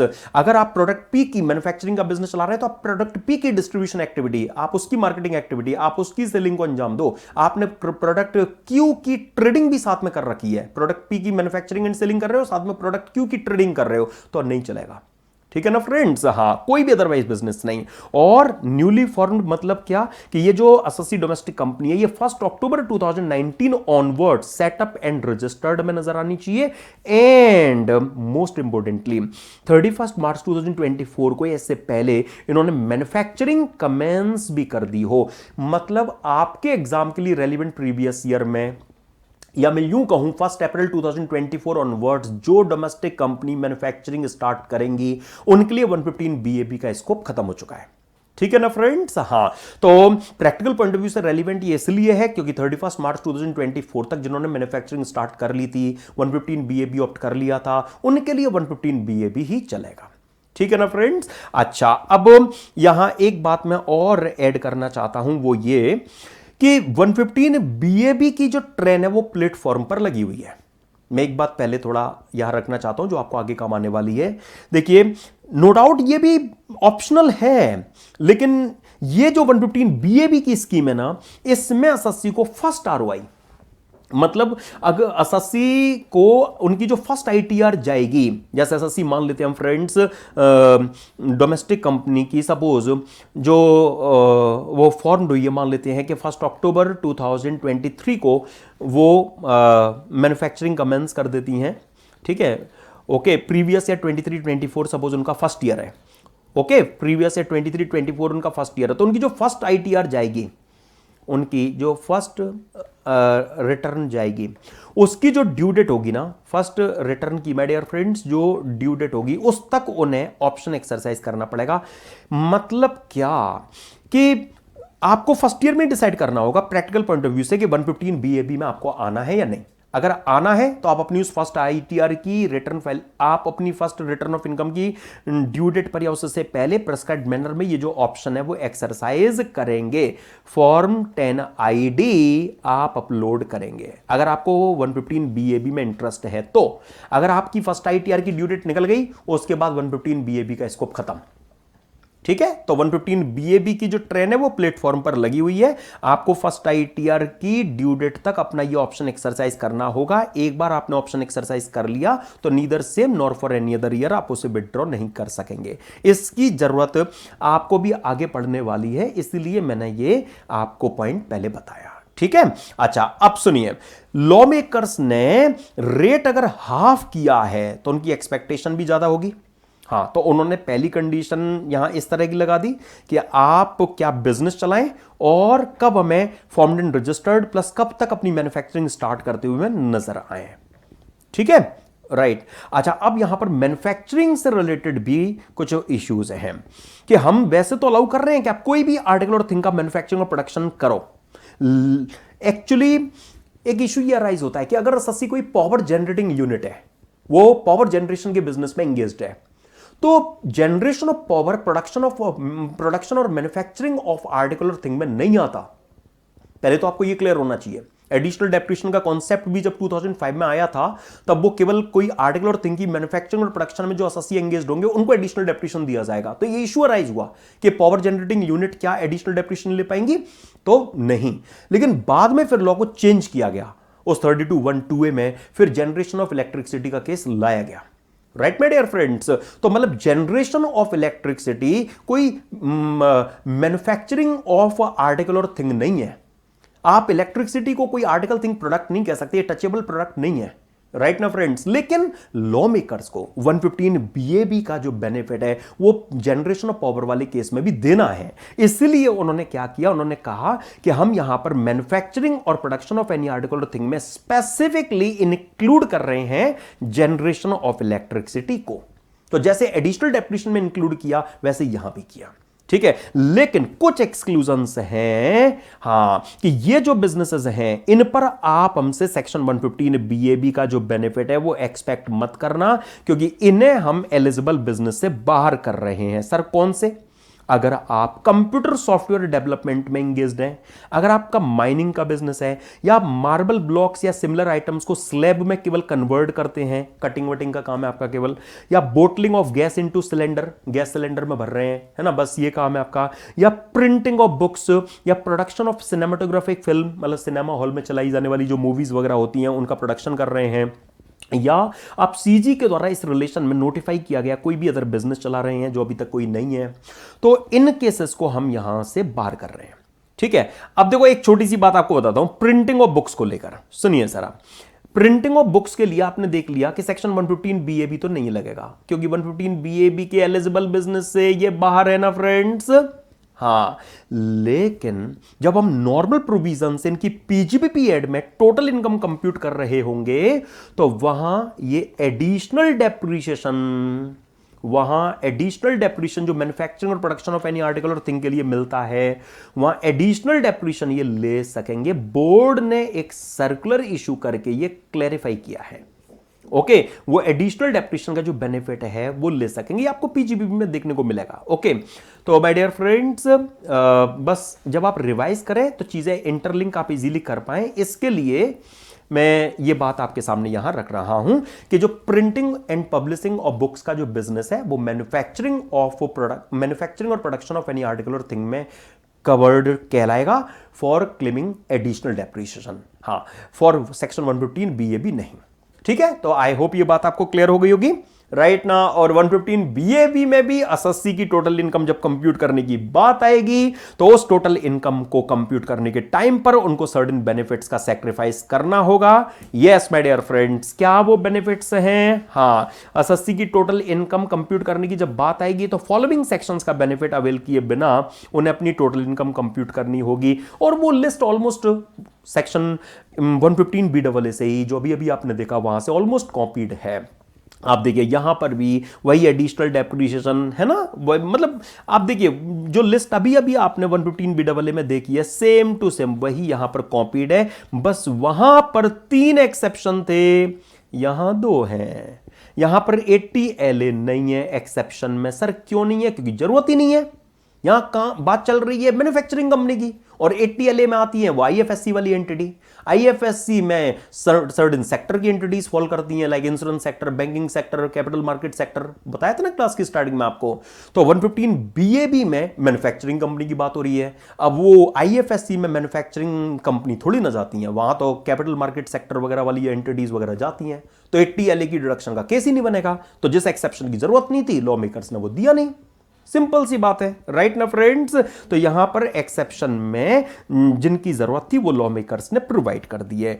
अब एक और चीज आपने देखनी है, क्या यह पॉसिबल है कि 115 बीएबी में एसएससी कंपनी ने अर्लियर ईयर में डिडक्शन 35AD वगैरह की ले ली हो, जो बैन किए गए सेक्शन से उनकी ले ली हो, और करेंट ईयर में वो उनका ब्रॉट फॉरवर्ड करा रहा हो? नहीं। क्यों? क्योंकि फर्स्ट आईटीआर के टाइम पर ही आपको अपना ऑप्शन एक्सरसाइज करना होता है। अब देखिए जरा, ये जो डिस्कशन हमने किया था ना, इसकी रेलिवेंसी कि जब आपको फर्स्ट ईयर में ही 115 बीएबी का ऑप्शन एक्सरसाइज करना है, तो फर्स्ट ईयर से ही आपको वो एडिशनल डेप्रिसिएशन 35AD वगैरह के बेनिफिट अलाउ होंगे नहीं, तो उनसे लॉस कहां से आ जाएगा? नहीं आएगा ना। तो करंट ईयर में ब्रॉट फॉरवर्ड कहां से देखने को मिल जाएगा? नहीं मिल पाएगा ना। इसीलिए 115 BAA में तो आपने अभी अभी देखा था कि अगर कोई बैन किए गए सेक्शन से एट्रीब्यूटेबल कोई ब्रॉट फॉरवर्ड लॉस या अनएब्जॉर्ब्ड डेप्रिसिएशन अगर होगा तो उसका बेनिफिट भी नहीं मिलेगा, लेकिन यहां तो होगा ही नहीं। लेकिन ऐसा तो हो सकता है ना फ्रेंड्स, कैसा कि हमारी एसएससी का चलो करेंट ईयर फर्स्ट ईयर है, मान लेते हैं, ठीक है जी, लेकिन फर्स्ट ईयर में ही मान लेते हैं कोई अदर कंपनी है, उसका हमारी एसएससी कंपनी के साथ मर्जर हो रहा है, और उस अमलगमेटिंग कंपनी ने अर्लियर ईयर में फ्रेंड्स 35AD की डिडक्शन से लॉस बना रखा है, और वो करेंट ईयर में हमारी एसएससी कंपनी 115 बीएबी वाली कंपनी से जब मर्ज हुई, तो हमारी एसएससी कंपनी का सेक्शन 72A में वो अमलगमेटिंग कंपनी का 35AD वाला जो लॉस है वो डीम्ड लॉस बन जा रहा है। ये तो पॉसिबल है ना। तो ये बेनिफिट तो हम नहीं देंगे। हाँ, जैसे हमने 115 BAA में नहीं दिया था, वैसे ही हम यहां भी नहीं देंगे, राइट ना फ्रेंड्स। तो जिस चीज की जरूरत नहीं है उसको लॉ मेकर्स ने स्केप कर दिया, बाकी जिसकी जरूरत है वो लॉ में रखा। देखिए जरा प्लीज कि इफ एनी लॉस और unabsorbed depreciation is attributable to any deduction under any section as mentioned in aforesaid point number 1 and which is deemed of SSC company under section 72A pursuant to amalgamation etc, then such loss or unabsorbed depreciation neither adjusted in current year income, current year total income, nor carried forward. ठीक है। अच्छा, अब आप खुद सोचिए कि अगर tax rate 30 से घटाकर सीधा हाफ किया जा रहा है, 50 किया जा रहा है, तो लॉ मेकर्स की कुछ एक्स्ट्रा एक्सपेक्टेशंस भी तो हो सकती है ना, हो सकती हैं। हां, तो लॉ मेकर्स ने कुछ एडिशनल कंडीशंस भी हैं जो यहां एसएससी कंपनी पर अटैच की हैं। ओके माय डियर फ्रेंड्स, ये डिस्कशन जो मैं अब आगे करूंगा, आगे भी आपको काम आएगा एक और सेक्शंस में। तो पहले तो आप खुद इस बात को मानोगे कि जब रेट हाफ हो रहा है तो लॉ मेकर्स कुछ एडिशनल कंडीशंस भी लगाए, तो इसमें कोई बुराई नहीं है। और हां, लॉ मेकर्स ने कुछ एडिशनल कंडीशंस लगाई हैं, जैसे एक तो हमारी एसएससी इस newly formed domestic manufacturing company को, जिसको हम हाफ रेट का बेनिफिट देने की बात कर रहे हैं, एक्चुअली ये किसी एग्जिस्टिंग बिजनेस की स्प्लिटिंग अप और रिकंस्ट्रक्शन के रिजल्टेंटली फॉर्म ना हुई हो। मतलब क्या, इजी फॉर्म में देखिए कि हमारी एसएससी कंपनी क्या करती है, थोड़ा सा अपना जो ऑलरेडी उनका बिजनेस चल रहा था वो उस एग्जिस्टिंग बिजनेस में वो थोड़ा बहुत रिनोवेशन वगैरह, थोड़ा बहुत चेंज वगैरह करा लेती हैं, और वो कहती हैं कि हमें भी एक नई कंपनी, नई बिजनेस की तरह ट्रीट किया जाए और हमें भी 115 BAB का फायदा दे दिया जाए। नहीं मिल पाएगा। ओके, तो लॉ मेकर्स ने आपको जो एडिशनल कंडीशंस लगाई हैं मैं उनमें आपको ले आया हूं। It is not formed by splitting up or reconstruction of a business in existence. ठीक है, तो आप ऑलरेडी किसी एग्जिस्टिंग बिजनेस की स्प्लिटिंग अप या रिकंस्ट्रक्शन के रिजल्टेंटली हमें फॉर्म्ड नजर नहीं आने चाहिए। एक बात बताऊं फ्रेंड्स आपको, ये जो रिकंस्ट्रक्शन टर्म है ना, ये मच वाइडर टर्म है। यस, ये बड़ी खतरनाक टर्म है। ये एओ के लिए हेल्पफुल हो सकती थी। ये एसएससी के साथ में जेन्युइन हार्डशिप एओ को बेस बनाकर कर सकता था, क्योंकि ये एक मच वाइडर सेंस में यूजेबल टर्म है। सर कैसे हार्डशिप हो सकती थी? आपने ये जो वर्ड्स बोले हैं इसका रेलिवेंस क्या है, सुनिए जरा फ्रेंड्स। मैं एक केस बनाता हूं आपके लिए, और ये डिस्कशन इस टॉपिक में तो काम आएगा ही आएगा, आपको आगे डिडक्शंस चैप्टर में भी हेल्पफुल प्रूव होगा। सुनिए जरा, क्या इस लॉ के यहीं खत्म हो जाने पर दिक्कतें होती। माय डियर फ्रेंड्स, मैं ऐसा एक केस आपके सामने बनाना चाहता हूं, देखिएगा जरा। सपोज हमारी एसएससी कोई एक्स लिमिटेड कंपनी है, मैंने मान लिया, और ये जो एक्स लिमिटेड कंपनी है ना, सपोज न्यूली फॉर्म्ड कंपनी है, इन्होंने 1 नवंबर 2019 को जो मैन्युफैक्चरिंग है वो स्टार्ट कर दी है। ठीक है फ्रेंड्स, ये नई कंपनी सेटअप हुई एंड इन्होंने जो मैन्युफैक्चरिंग है वो स्टार्ट भी कर दी। ओके, तो प्रीवियस ईयर 1920 इनका फर्स्ट ईयर हुआ, उन्होंने अपनी आईटीआर फाइल की और 115 बीएबी ऑप्ट कर लिया और 115 बीएबी का बेनिफिट ले भी रही है, मिल भी रहा है, कुछ भी गलत नहीं है। ठीक है, राइट ना फ्रेंड्स। लेकिन अब नेक्स्ट ईयर में क्या दिक्कत हुई, 1 मई 2020 को सपोज एक हैवी अर्थक्वेक आया और उस हैवी अर्थक्वेक में इनकी बिल्डिंग प्लांट मशीनरी वगैरह सब खत्म हो गई और उन्हें ना चाहकर भी अपना जो बिजनेस है वो बिजनेस डिसकंटिन्यू करना पड़ा। ठीक है, राइट। तो काफी रिएक्टर स्किल का मान लेते हैं, कोई आ गया होगा भूकंप, है ना, तो एक हैवी अर्थक्वेक की वजह से सपोज इनकी बिल्डिंग प्लांट मशीनरी वगैरह सब डैमेज हो गई और एसेट्स के एक्सटेंसिव डैमेज की वजह से इन्हें अपना बिजनेस डिसकंटिन्यू करना पड़ा। अच्छा, लेकिन इन्होंने फिर से मेहनत की, ठीक है, और इन्होंने अपना जो बिजनेस है फ्रेंड्स मान लेते हैं 1 अक्टूबर 2023 को, यस 1 अक्टूबर 2023 को इन्होंने जो अपना बिजनेस है नए सिरे से स्टार्ट कर दिया। पहले वाला बिजनेस तो खत्म हो गया था, है ना, वो बिजनेस तो पूरी तरह से डिसकंटिन्यू हो गया, तो न्यूली इन्होंने अपना जो बिजनेस है वो स्टार्ट किया।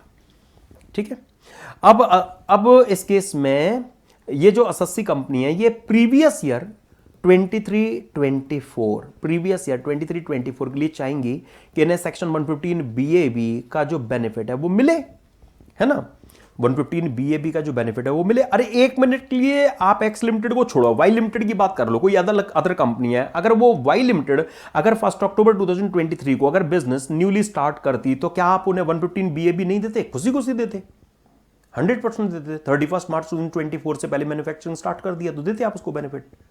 लेकिन असेसिंग ऑफिसर पता है क्या कहेगा, वो एक्स लिमिटेड को ये कहेगा कि मैं मानता हूं कि आपका ये बिजनेस नया बिजनेस है, क्योंकि पुराना बिजनेस तो आपने डिसकंटिन्यू कर दिया था, मुझे पता है कि हैवी अर्थक्वेक की वजह से आपका सारा बिजनेस खत्म हो गया था, ये नया बिजनेस है, लेकिन इस नए बिजनेस में मुझे आपके अर्लियर बिजनेस का जो रिवाइवल है वो नजर आ रहा है कि ये जो आपका नया बिजनेस है इसमें अल्टीमेटली आप अपने अर्लियर बिजनेस को ही रीएस्टैब्लिश कर रहे हैं, रिकंस्ट्रक्ट कर रहे हैं, रिवाइव कर रहे हैं। तो सिंस रिकंस्ट्रक्शन भी बैंड है तो आपने अर्लियर बिजनेस को ही रिवाइव किया है, रिकंस्ट्रक्ट किया है, रीएस्टैब्लिश किया है, इसीलिए मैं 115 बीएबी का फायदा आपको नहीं दूंगा। और वास्तव में रिकंस्ट्रक्शन वाइड रिटर्न में तो एसएससी के साथ में देखो यहां पर डबल हार्डशिप हो रही है।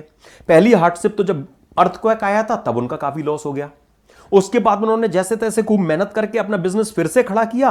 अब 115 बीएबी में असेसिंग ऑफिसर ये कहेगा कि मैं नहीं दूंगा तो ये उनके साथ सेकंड हार्डशिप कॉज करेगा। तो लॉ मेकर्स ने उनको इंसेंटिवाइज किया, उन्होंने कहा कि इस तरह के केस में एसएससी कंपनी को ने अगर जिस प्रीवियस ईयर में उनका बिजनेस डिसकंटिन्यू हुआ था, अगर उस प्रीवियस ईयर के क्लोज होने से 3 इयर्स के अंदर अंदर अगर अपना बिजनेस रीएस्टैब्लिश कर लिया है तो यह अर्लियर बिजनेस का रिवाइवल नहीं माना जाएगा, यह अर्लियर बिजनेस का रिवाइवल ट्रीट नहीं किया जाएगा, इन्हें सेक्शन 115 बीएबी का जो बेनिफिट है वो मिल जाएगा। और मैंने एग्जांपल बनाया है फ्रेंड्स अर्थक्वेक का, देखिए ये बेसिकली एक एग्जांपल है जो मैंने आपके सामने रखा है अर्थक्वेक का। कोई भी सर्कमस्टेंस हां एज रेफर्ड, जो रेफर्ड है कैपिटल गेन्स चैप्टर में डिस्कस किए जाने वाले सेक्शन 45(1)A में आपने पढ़ा होगा इंटरमीडिएट लेवल पर कि अगर एसएससी की असेट अगर डिस्ट्रॉय हो जाती है, डैमेज हो जाती है और उन्हें इंश्योरेंस क्लेम आता है तो उस इंश्योरेंस क्लेम से उनकी कैपिटल गेन एड में चार्जेबिलिटी अराइज होती है। एक्चुअली वो सेक्शन है सेक्शन 45(1)A जिसको हम कैपिटल गेन्स चैप्टर में डिस्कस करेंगे। वहां पर ये flood, typhoon, cyclone, hurricane, earthquake, accidental fire, explosion, इस तरह की जो सर्कमस्टेंस है वो रेफर्ड है। ठीक है, तो ये जो अर्थक्वेक का हमने केस लिया है ये 45(1) में ही रेफर की गई सर्कमस्टेंस है। तो आपने कॉन्सेप्ट क्या कैरी करना है कि अगर किसी एसएससी कंपनी की सेक्शन 45(1) में रेफर की गई किसी सर्कमस्टेंस की वजह से असेट्स के एक्सटेंसिव डैमेज के कारण उन्हें अपना बिजनेस बंद करना पड़ा था, और वो बिजनेस बंद किए जाने वाले प्रीवियस ईयर के क्लोज होने से 3 इयर्स में अगर बिजनेस को रीएस्टैब्लिश कर लेते हैं तो ये अर्लियर बिजनेस का रिवाइवल नहीं माना जाएगा। सेक्शन 115 BAB का जो लोअर टैक्स रेट वाला बेनिफिट है वो एसएससी को मिल पाएगा। ठीक है फ्रेंड्स, आइए मैं जरा रखता हूं अब आपके सामने ये प्रोविजो जो यहां आपको दिया गया है। यस, कि if due to circumstances specified in section 45(1) like earthquake, flood, accidental fire, explosions वगैरह जो हम डिटेल में पढ़ेंगे कैपिटल चैप्टर में, तो अगर 45(1) में रेफर की गई किसी सर्कमस्टेंस की वजह से SSC had to close its business by reason of extensive damage of assets but within 3 years from the end of the year of discontinuous formed an eligible business, in such a case benefit of this section will be available. ठीक है, तो इस reconstruction term से एओ SSC के साथ genuine case में hardship ना करने लग जाए, इसके लिए माय डियर फ्रेंड्स ये रिलैक्सेशन यहां पर प्रोवाइड किया गया। और मैं आपको बता दूं ये जो डिस्कशन मैंने आपके साथ किया है ना, ये डिस्कशन माय डियर फ्रेंड्स आपको आगे सेक्शन 115 BAE में भी काम आएगा। ठीक है, ये डिस्कशन डिडक्शंस चैप्टर में फ्रेंड्स जब हम 80 IAC की बात करेंगे, सेक्शन 80 JJAA की बात करेंगे, सेक्शन 10 AA की बात करेंगे, तो वहां पर भी हेल्पफुल प्रूव होगा। Same to same my dear friends आपको डिडक्शंस चैप्टर में भी ये डिस्कशन काम आएगा। ठीक है जी, तो लॉ मेकर्स ने किस केस के लिए ये बेनिफिट क्यों दिया है वो सारी बातें आपको क्लियर होनी चाहिए। मुझे नहीं लगता कि कोई भी दिक्कत अब आपको इसमें रही होगी। ठीक है ना। अच्छा, अब मैं आपके सामने जब एडिशनल कंडीशंस की कुछ बात हो रही है तो एक और मल्टीपल प्लेसेस पर यूज आने वाला पॉइंट रखना चाहता हूं। पता है लॉ मेकर्स ने यहां 115 BAB में न्यू मैकेनिज्म एसएससी कंपनी से एक्सपेक्ट किया है कि आप नई प्लांट एंड मशीनरी अपने बिजनेस में यूज के लिए लाएं। यस, आप previously used plant and machinery मतलब second hand plant and machinery अपने बिजनेस में यूज के लिए ना लाएं। राइट, तो पहले तो उन्होंने यही स्ट्रिक्टली कहा कि new plant and machinery must be used by the SSC company. ठीक है, previously use plant and machinery मतलब old second hand plant and machinery आपको अपने बिजनेस में यूज के लिए नहीं लानी। लेकिन फिर लॉ मेकर्स को कुछ दया आ गई और उन्होंने एक्सेप्शंस देना स्टार्ट किया। और सबसे पहला एक्सेप्शन जो उन्होंने दिया उसको मैं एग्जांपल से आपके सामने रखना चाहता हूं, सुनिए जरा। सपोज हमारी एसएससी कोई एक्स लिमिटेड है, उनको अपने बिजनेस में जिस मशीन की जरूरत पड़ रही है, एक यूएस बेस्ड पर्सन है मिस्टर जॉन, उनके पास वैसी मशीन है। मिस्टर जॉन उसे अपने बिजनेस में यूज कर रहे हैं, यूएस में वो अपने बिजनेस में उसको यूज में ले रहे हैं। लेकिन एक्स लिमिटेड कंपनी ने मिस्टर जॉन को बोला कि देखो ये मशीन हमें काफी सूट कर रही है, आप हमें बेच दो, रीजनेबल कंसिडरेशन ले लो। मिस्टर जॉन मान गए कि चलो ठीक है ये मशीन आप ले लो, हाँ हमें इतना अमाउंट दे दो। वो एक्स लिमिटेड ने दे दिया। अब ये मशीन एक्स लिमिटेड के अपने बिजनेस में यूज किए जाने से पहले यूज हो चुकी है ना, सेकंड हैंड है, ये यूज हो चुकी है क्योंकि मिस्टर जॉन इसे यूज में ले चुके हैं। लेकिन फिर भी हम अपनी आंखों पे पर्दा डाल देंगे, मतलब क्या ये प्रीवियसली यूज्ड नहीं मानेंगे, ये नई प्लांट एंड मशीनरी के एटपार ट्रीट कर लेंगे। आप इसे इंडिया में इंपोर्ट करके ले आइए।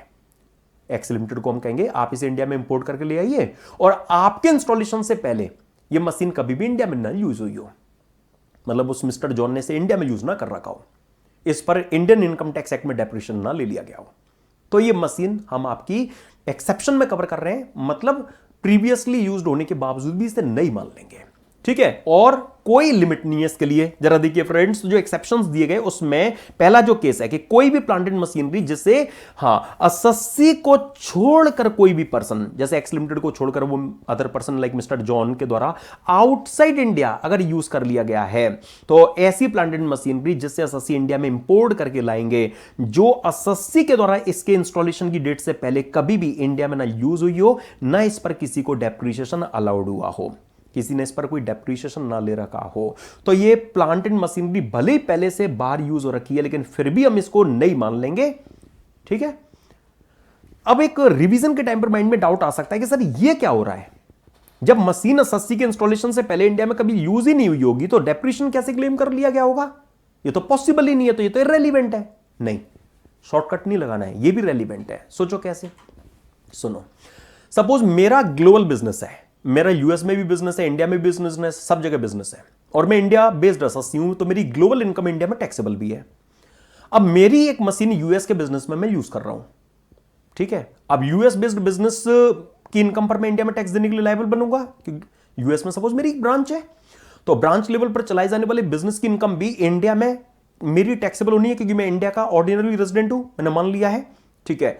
तो उस यूएस में ब्रांच लेवल की जो मेरी बिजनेस इनकम इंडिया में टैक्स के लिए चार्जेबल जब कंप्यूट की जाएगी, तो उसमें पीजीबीपी के प्रोविजन लगेंगे, मुझे डेप्रिसिएशन मिलेगा, पक्की बात है, मैं ले रहा हूं, ठीक है। अर्लियर ईयर से ऐसा हो रहा है, ठीक है, 2-3 साल से सपोज ऐसा हो रहा है। अब करेंट ईयर में कोई एक्स लिमिटेड कंपनी मेरे पास आई कि मैं वो यूएस की मैं ब्रांच में यूज की जाने वाली मशीन उन्हें दे दूं, मैंने कहा ठीक है, एक्स लिमिटेड को मैंने वो मशीन बेच दी, ठीक है। तो अब एक्स लिमिटेड को छोड़कर कोई अदर पर्सन, दैट इज मैं, आउटसाइड इंडिया उस मशीन को यूज कर रहा था, हाँ, वो मशीन इंपोर्ट होकर भी इंडिया में आई है, हाँ, वो एक्स लिमिटेड इंस्टॉल करने की डेट से पहले कभी इंडिया में यूज भी नहीं हुई है, मैंने हमेशा उसको यूएस में यूज किया है। लेकिन क्या एक्स लिमिटेड की इंस्टॉलेशन की डेट से पहले किसी को डेप्रिसिएशन भी नहीं मिला है क्या? मुझे मिला है, मैंने क्लेम किया है। क्यों?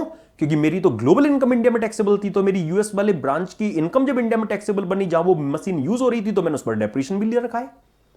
तो मतलब क्या, इस केस में सब कुछ ठीक था, लेकिन ये वाली जो बात है वो बिगड़ गई, मैं डेप्रिसिएशन उस पर क्लेम कर चुका हूं, तो एक्स लिमिटेड 115 बीएबी का फायदा नहीं ले पाएंगे, ठीक है ना फ्रेंड्स।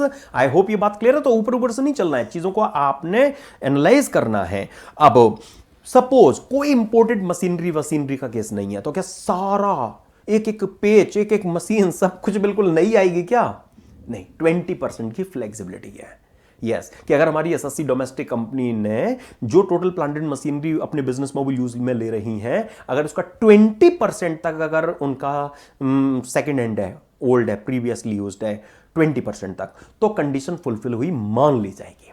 80% आप ब्रांड न्यू ले आओ, चलेगा, ठीक है। तो ये लॉ मेकर्स ने बिल्कुल इंडिपेंडेंट एक्सेप्शन है माय डियर फ्रेंड्स, इसका पहले एक्सेप्शन से कोई लिंक नहीं है, ध्यान रखना, ओके।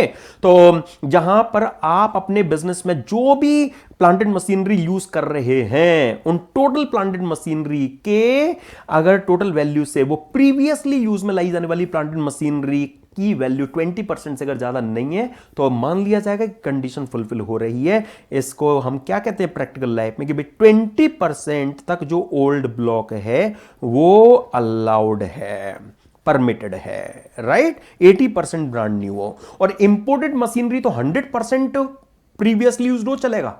इंपोर्टेड मशीनरी मतलब इस वाले पार्ट में कोई लिमिट नहीं है, राइट ना। हाँ, तो जो इंपोर्टेड प्लांट एंड मशीनरी है जिसमें ये कंडीशन फुलफिल हो रही है, वो तो 100% तो चलेगा, वो तो हम मान ही नहीं लेते हैं, उनको तो हमने बिना थ्रेशोल्ड के एक्सक्लूड कर दिया है ना। तो जो इंपोर्टेड मशीनरी वगैरह नहीं है, जहां पर कंडीशन फुलफिल नहीं हो रही है, तो उस तरह के केस में 20% का थ्रेशोल्ड है, ठीक है, सिंपल है, राइट ना। ओके, तो ये नई प्लांट एंड मशीनरी के लिए एक लिमिटेशन है। एंड मैं आपको एक बात बताना चाहता हूं कि सपोज हमारी एसएससी न्यूली फॉर्म्ड ये जो डोमेस्टिक मैन्युफैक्चरिंग कंपनी है ना, ये बिल्डिंग चाहे नई बनवा ले या अपने बिजनेस में पुरानी ले आए, में कोई दिक्कत नहीं है। बस ये जिस बिल्डिंग में बिजनेस चलाए ना, वो बिल्डिंग पहले, इनसे पहले वो एज अ कन्वेंशन सेंटर या एज अ होटल यूज नहीं होनी चाहिए। हमारी एसएससी एक्स लिमिटेड कंपनी अपने बिजनेस के लिए बिल्डिंग नहीं बनवाए या पुरानी खरीद कर ले आए, चलेगा, कोई दिक्कत नहीं है।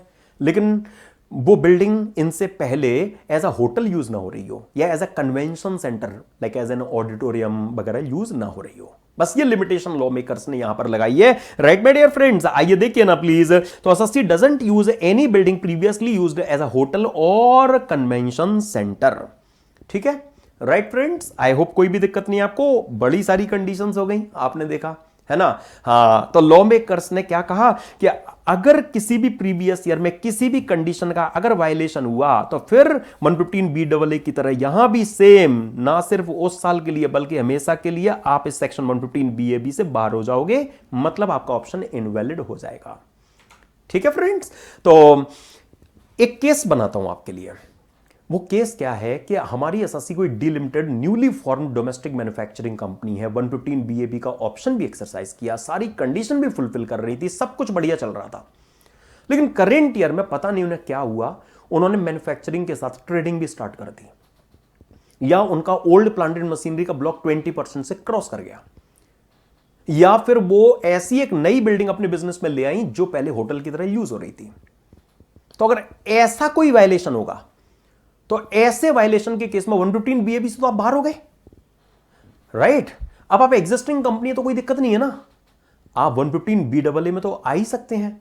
तो 115 BAA ने अपने रास्ते खोल दिए, ठीक है। 115 BAA ने सभी केसेस में नहीं, केवल इन 3 केसेस में। कौन से केसेस में? जो पहली कंडीशन थी जिसमें सबसे पहले मैन्युफैक्चरिंग बिजनेस की लिमिटेशन थी, या जो थर्ड कंडीशन में जो 20% का जो नई प्लांट एंड मशीनरी की कंडीशन थी, है ना, नई प्लांट एंड मशीनरी होनी चाहिए लेकिन आपके पास में जो ओल्ड प्लांट एंड मशीनरी है वो 20% से क्रॉस कर गई, है ना, या अभी अभी आपने जो होटल बिल्डिंग बिजनेस की तरह बिल्डिंग यूज नहीं होनी चाहिए। अगर इन कंडीशंस में से अगर किसी कंडीशन का वायलेशन होने की वजह से अगर आपका इस सेक्शन का ऑप्शन अगर इनवैलिड हुआ है तो ऐसे केस में वो डोमेस्टिक कंपनी अगर चाहें, उनको हम डिस्क्रिप्शन दे रहे हैं कि वो 115 BAA में एंटर कर सकती हैं। ये सेक्शन 115 BAA का पार्ट है, लेकिन ये 115 BAB पर बेस्ड था, इसलिए मैंने इसे 115 BAB तक होल्ड पर रखा। 115 BAB के साथ आप इसे देख पा रहे हैं, ठीक है फ्रेंड्स। तो अगर ऐसा कोई रीजन अगर है, हां कोई और कंडीशन है कि भाई आपने तो डिडक्शंस बैन किए गए सेक्शन की लेना स्टार्ट कर दी, तो फिर 115 BAA भी कोऑपरेट नहीं करेगा, है ना, राइट माय डियर फ्रेंड्स। तो यहां पर लॉ मेकर्स ने 115 BAB से अगर आप बाहर निकाले गए हैं, अगर किसी ऐसी वजह से, किसी ऐसी वजह से अगर 115 BAB से अगर आप बाहर निकाले गए हैं तो ऐसे केस में हम 115 BAA के जो रास्ते हैं वो आपके लिए खोल दे रहे हैं। चलो हमारी एसएससी कंपनी ने सोचा कि भाई 15% से बाहर निकाले गए, चलो 22% में आ जाते हैं, 115 BAA में आ जाते हैं, उन्होंने एंटर कर लिया तो ठीक है। एक बार आपने 115 BAA में अब एंटर कर लिया तो neither same nor for any other year आप अपने इस ऑप्शन को विड्रॉ करने की मत सोचना, ठीक है।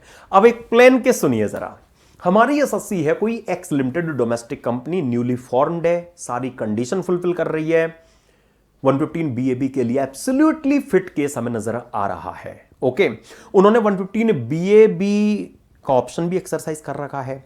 अब हमें उनकी टोटल इनकम की टैक्स लायबिलिटी निकालनी है, तो लॉ मेकर्स की क्लेवरनेस देखना जरा यहां पर। अब आप हमारी एसएससी जो 115 BAB में है उनकी टोटल इनकम पर हमें टैक्स लायबिलिटी कंप्यूट करनी होगी, तो क्या करने के लिए हमें कहा गया कि हम उनकी टोटल इनकम में केवल और केवल उनको जो आर्टिकल और थिंग्स की मैन्युफैक्चरिंग और प्रोडक्शन के बिजनेस से इंसिडेंटल जो इनकम हुई है या अपनी मैन्युफैक्चरिंग बिजनेस से जो इनकम डिराइव हुई है, केवल उस इनकम पर हम रेट हाफ कर रहे हैं, केवल उस इनकम पर। मतलब लॉ मेकर्स ने अगर हाउस प्रॉपर्टी वगैरह की इनकम है, आपकी अदर सोर्सेज वगैरह की इनकम वगैरह है, तो उनके लिए तो उन्होंने जो 115 BAA वाला रेट है उसी को इंपॉर्टेंस दिया है, ठीक है। ये तो कहने की जरूरत है नहीं कि जो स्पेशल इनकम होती है लाइक लॉटरी इनकम वगैरह, उनके लिए तो जो स्पेशल रेट गिवन है वही लगेंगे, वो तो सब जगह चल रहा है, ये तो नया कुछ नहीं है ना। तो स्पेशल इनकम पर तो आप स्पेशल रेट से टैक्स निकाल दिया आपने, अब बच गई अदर इनकम, तो अदर इनकम पर 15 नहीं, अदर इनकम में जो बिजनेस इनकम है उन पर केवल और केवल जो 15% है वो एप्लीकेबल बनाया गया है। अब जो बिजनेस इनकम से भी छोड़कर जो अदर इनकम बच गई हैं, तो उनमें हम चेक करेंगे कि क्या आपको कोई ऐसी कैपिटल एसेट जिस पर डेप्रिसिएशन अलाइबल नहीं है, सिंपली लैंड, प्लॉट, है ना। अगर आपको कोई भी ऐसी कैपिटल एसेट जिस पर डेप्रिसिएशन लायबल नहीं होता, उसके ट्रांसफर से अगर कोई शॉर्ट टर्म कैपिटल गेन अगर हुआ है तो ऐसे शॉर्ट टर्म कैपिटल गेन के लिए हम 22% टैक्स आपसे लेंगे। लेकिन कोई भी अदरवाइज इनकम अगर आपको हुई है, जैसे आपको हाउस प्रॉपर्टी हेड में इनकम हुई है, कोई आपको otherwise short term capital gain हुआ है, या कोई आपको अदर सोर्सेज में इनकम अगर आपको हुई है, तो उस पर भी हम 22% का टैक्स रेट लेंगे। तो सर ये अलग अलग क्यों बताया गया? सुनिए जरा, जब आपकी ये अदर इनकम की बात हो रही होगी तो आपको इन इनकम्स से हम कोई भी डिडक्शन अलाउ नहीं करेंगे। जैसे फॉर एग्जांपल, जैसे आप हाउस प्रॉपर्टी हेड में चाहो कि आपको म्युनिसिपल टैक्स अलाउ हो जाए, आपको स्टैंडर्ड डिडक्शन मिल जाए, आपको इंटरेस्ट ऑन लोन की डिडक्शन मिल जाए, नहीं मिलेगी। ये केवल एग्जांपल है जो मैं आपके सामने प्रेजेंट कर रहा हूं, ठीक है। आपको ये नहीं मिलेंगे। क्यों? क्योंकि नोट देखिए जरा, ये in computing such other income no deduction or allowance in respect of any expenditure or allowance shall be allowed. ठीक है, तो मतलब क्या, अगर आपने सपोज प्लॉट ट्रांसफर किया, प्लॉट के ट्रांसफर से आपको शॉर्ट टर्म कैपिटल गेन की इनकम हुई, आपका एक्सपेंस ऑन ट्रांसफर भी आप क्लेम कर लो, है ना। यहां पर नोट नहीं है, यहां पर नोट नहीं है, इस वाले पार्ट पर नोट नहीं है ना, इस वाले पार्ट में माय डियर फ्रेंड्स नोट नहीं है। तो आपको प्लॉट के ट्रांसफर से शॉर्ट टर्म कैपिटल गेन हुआ, आपने expense on transfer like brokerage वगैरह डीलर को दिया, तो आप उसका खर्चा क्लेम कर लो, अलाउ हो जाएगा। लेकिन जो इस वाली इनकम को छोड़कर आपकी अदर इनकम बची, जैसे हाउस प्रॉपर्टी एड में आपको रेंटल इनकम हुई, तो 115 बीएबी में वो कंपनी उससे म्युनिसिपल टैक्स वगैरह की, इंटरेस्ट ऑन लोन वगैरह की, स्टैंड डिडक्शन जो 30% रिपेयर कलेक्शन चार्जेस की मिलती है वो नहीं ले पाएगी। ऐसे अदर सोर्सेज में सपोज कोई इंटरेस्ट की इनकम हुई, तो उससे वो कोई खर्चा क्लेम करना चाहे अदर सोर्सेज एड में, वो नहीं कर पाएंगे। ठीक है ना फ्रेंड्स, तो ये डिफरेंस है, इसीलिए इसको अलग से प्रेजेंट किया गया है। आई होप कोई दिक्कत नहीं है। और 115 बीएबी में भी सेम फ्रेंड्स, क्या कि जो टोटल इनकम पर टोटल टैक्स आएगा उसका फ्लैट 10% जो सरचार्ज है वो एसएससी पर लगाया जाएगा। ठीक है, अच्छा एक बात और बताने का मन कर रहा है आपको, सुनिए जरा। देखो वैसे तो ये बातें कैपिटल गेन चैप्टर की हैं, मैं आपको एक चीज बताना चाहता हूं just additionally. Short term capital gain को लेकर 3 केस बनते हैं। एक होता है, हो सकता है वो 111A का हो सकता है वो 111A का हो, लाइक आपने रिलायंस के शेयर्स आरएसई से मतलब रिकॉग्नाइज्ड स्टॉक एक्सचेंज से डील किए तो एसटीटी गया, तो आपका उस पर जो एसटीसीजी आया वो 111A में आ जाएगा, 20% टैक्स लग जाएगा। ठीक है, उस पर 20% टैक्स लग जाएगा। हो सकता है कि एसएससी को एसटीसीजी ऑन प्लॉट हुआ, नॉन डेप्रिशिएबल असेट से उनको शॉर्ट टर्म कैपिटल गेन हुआ। ठीक है, तो आप एक्सपेंस ऑन ट्रांसफर की भी डिडक्शन ले लोगे। ठीक है, आप एक्सपेंस ऑन ट्रांसफर की भी डिडक्शन ले लोगे क्योंकि आपका केस यहां आएगा, राइट ना फ्रेंड्स। ठीक है, और आपको 22% टैक्स देना पड़ जाएगा। और कोई अदर एसटीसीजी है, कोई अदर एसटीसीजी है, जैसे सपोज हमारी एसएससी कंपनी को मान लेते हैं कि कोई डेप्रिशिएबल असेट से शॉर्ट टर्म कैपिटल गेन की इनकम हुई है, तो उस पर 22% टैक्स भी लगेगा और नो डिडक्शन, उन्हें कोई एक्सपेंडिचर वगैरह की, अलावेंस वगैरह की कोई डिडक्शन नहीं मिलेगी। ठीक है, तो short term capital gain normal income होती है, कैपिटल गेन चैप्टर में हम डिस्कस करेंगे, नॉर्मल रेट से टैक्स लगता है, 111A उसका एक्सेप्शन है। ठीक है फ्रेंड्स, तो ये मैंने शॉर्ट में केवल और केवल बात आपके सामने यहां पर अभी रखी है। बाकी कैपिटल गेन्स चैप्टर में ये टैक्स कंप्यूटेशन की जब हम बात करेंगे तब आपको ये सारी बातें और देखने को अच्छे से मिलेंगी। ठीक है, तो यहां पर सिंस ये कैपिटल गेन टर्म यूज हुई है तो माइंड में ये ना रहे कि सर ये हो क्या रहा है। यहां पर भी कैपिटल गेन आपने स्पेशल इनकम में भी डाल दिया है, यहां पर भी इनफैक्ट कैपिटल गेन की एक बात हो रही है, यहां भी कैपिटल गेन है, तो बस ये तीनों का डिफरेंस आपके सामने यहां पर ये रखा गया। ठीक है ना फ्रेंड्स। अच्छा, तो यहां पर रिलायंस के शेयर्स का वो एसटीसीजी जो आया, यहां पर प्लॉट के ट्रांसफर पर एसटीसीजी आया, यहां पर एक डेप्रिशिएबल एसेट लाइक बिल्डिंग के ट्रांसफर से एसटीसीजी आया। ट्रीटमेंट में क्या फर्क आया वो माय डियर फ्रेंड्स आपने यहां पर ये देख लिया। ठीक है ना, कि यहां प्लॉट वाले पर आप एक्सपेंस ऑन ट्रांसफर वगैरह की डिडक्शन ले सकते हैं, बिल्डिंग वाले पर नहीं मिल पाएगी। ठीक है ना। अच्छा, अब सेस के लिए तो खैर मैं क्या ही बोलूं, सेस तो एवरग्रीन है, 4% हर जगह लगता ही लगता है, यहां भी लगा देंगे हम, उसमें तो कहीं कोई दिक्कत है ही नहीं। अब 115 बीएबी जहां पर टैक्स रेट हाफ हो जाता है, हां लॉ मेकर्स ने इसका ऑप्शन एसएससी को दिया है, लेकिन लॉ मेकर्स 1 साल के लिए चाहते हैं कि एक ही बेनिफिट अवेल करें। सर ये क्या लाइन बोल दी आपने, सुनिए जरा। पता है क्या हुआ, एक कंपनी है ए लिमिटेड, वो 1920 में फॉर्म हुई थी, मैन्युफैक्चरिंग स्टार्ट की थी। 1920 जो उनका फर्स्ट ईयर था, 115 बीएबी ऑप्ट कर लिया था, 115 बीएबी के मजे ले रही है वो ए लिमिटेड। अब सपोज कोई बी लिमिटेड कंपनी पिक्चर में आई 22-23 में, उन्होंने भी अपनी फर्स्ट आरओआई ड्यू डेट तक 115 बीएबी का ऑप्शन एक्सरसाइज कर लिया, वो भी 115 बीएबी के मजे ले रही हैं। अब हम आ जाते हैं अपने एग्जाम के लिए रेलिवेंट प्रीवियस ईयर 25-26 में। क्या हुआ कि जो बी लिमिटेड कंपनी है वो ए लिमिटेड कंपनी के साथ अमलगमेट हो जाती है। ठीक है, बी लिमिटेड कंपनी अब बन गई अमलगमेटिंग कंपनी, ए लिमिटेड बन गई अमलगमेटेड कंपनी, और अमलगमेशन हुआ 1 जनवरी 2026 को। तो अमलगमेशन के बाद में अब बी लिमिटेड तो एग्जिस्टेंस से आउट हो जाएगी, अमलगमेटिंग कंपनी तो खत्म हो जाएगी, अमलगमेटेड कंपनी ए लिमिटेड अलाइव रहेगी। लेकिन उस साल के लिए प्रीवियस से 25-26 के लिए तो 31 दिसंबर 25 तक जब बी लिमिटेड भी अलाइव थी, इनकम कमाई थी, तो उस टाइम तक की रिटर्न तो उनकी भी जाएगी। पक्की बात है। तो उस करेंट ईयर के लिए तो ए लिमिटेड अमलगमेटेड कंपनी भी और बी लिमिटेड अमलगमेटिंग कंपनी भी दोनों ही अपनी आईटीआर डालेंगी, दोनों ही 115 बी ऑप्ट करके बैठी हैं। तो क्या दोनों ही हाफ रेट का बेनिफिट एंजॉय करें? लॉ मेकर्स ने कहा नहीं। उन्होंने कहा अमलगमेशन के केस में हम अमलगमेशन वाले ईयर में अमलगमेटेड कंपनी जो हमारे एग्जांपल में ए लिमिटेड है उसको कहेंगे कि यही वो कंपनी है जिस पर 115 बीए भी लगेगा।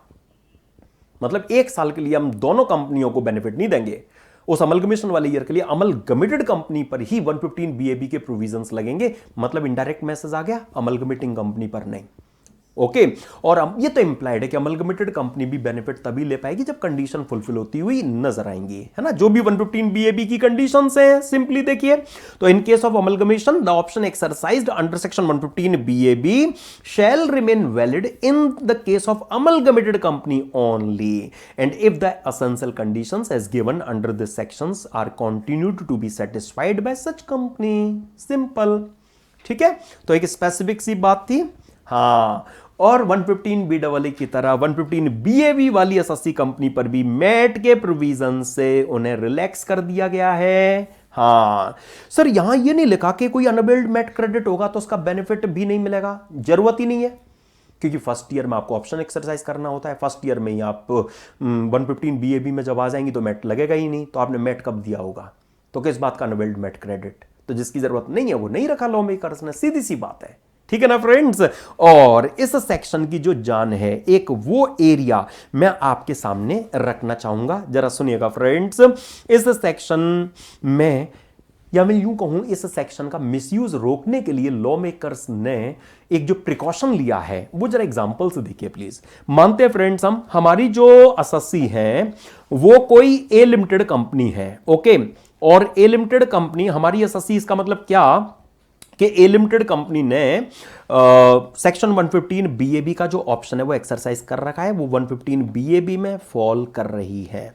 ओके, मतलब 15% का लोअर टैक्स रेट एंजॉय करने के लिए एलिजिबल हमें नजर आ रही है। अच्छा, अब ए लिमिटेड ने क्या किया, उनके ट्रेडिंग P&L से हमें यह पता लगा क्या कि उन्होंने कुछ रॉ मटेरियल परचेज किया है। हाँ जी, हमें यह मालूम चला कि उन्होंने कुछ रॉ मटेरियल या गुड्स परचेज किए हैं। Simply to purchase of goods लिख देते हैं यहां पर, और वो परचेज किए केवल 10 लाख के, ठीक है जी।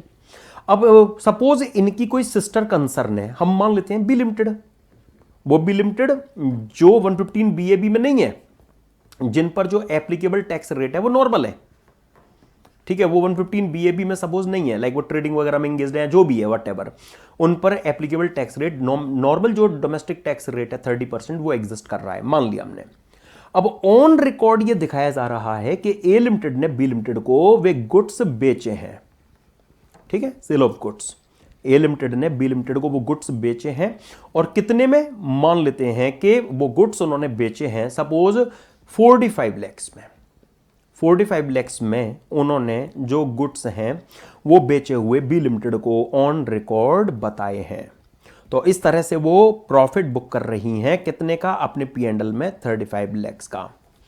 लेकिन जब उन्होंने उन गुड्स को बेचा, उस टाइम पर जो फेयर मार्केट वैल्यू थी वो उन गुड्स की 12 लैक्स थी केवल, मान लिया हमने 12 लैक्स। तो कोई पागल थोड़ी ना है जो 12 लैक्स की वर्थ के गुड्स के लिए 45 लैक्स आपको दे देगा।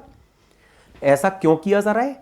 क्योंकि इससे बी लिमिटेड कंपनी जो हायर रेट से टैक्स पे करने के लिए एपियर में लायबल नजर आ रही हैं, वो अपने P&L में जो purchase of goods open market से नॉर्मली खरीदती तो 12 लैक्स का खर्चा क्लेम करती, अब यहां 45 लैक्स का क्लेम दिखा पाएंगी, है ना, पक्की बात है। उनका जो नेट प्रॉफिट है वो माय डियर फ्रेंड्स हम कह सकते हैं कि 33 लैक्स से अंडरस्टेटेड हमें नजर आएगा। यहां पर जहां 12 लैक्स होता, 12 लैक्स की जगह 45 लैक्स अगर वो डेबिट कर रही हैं तो उनका नेट प्रॉफिट 33 लैक्स से अंडरस्टेटेड नजर आएगा।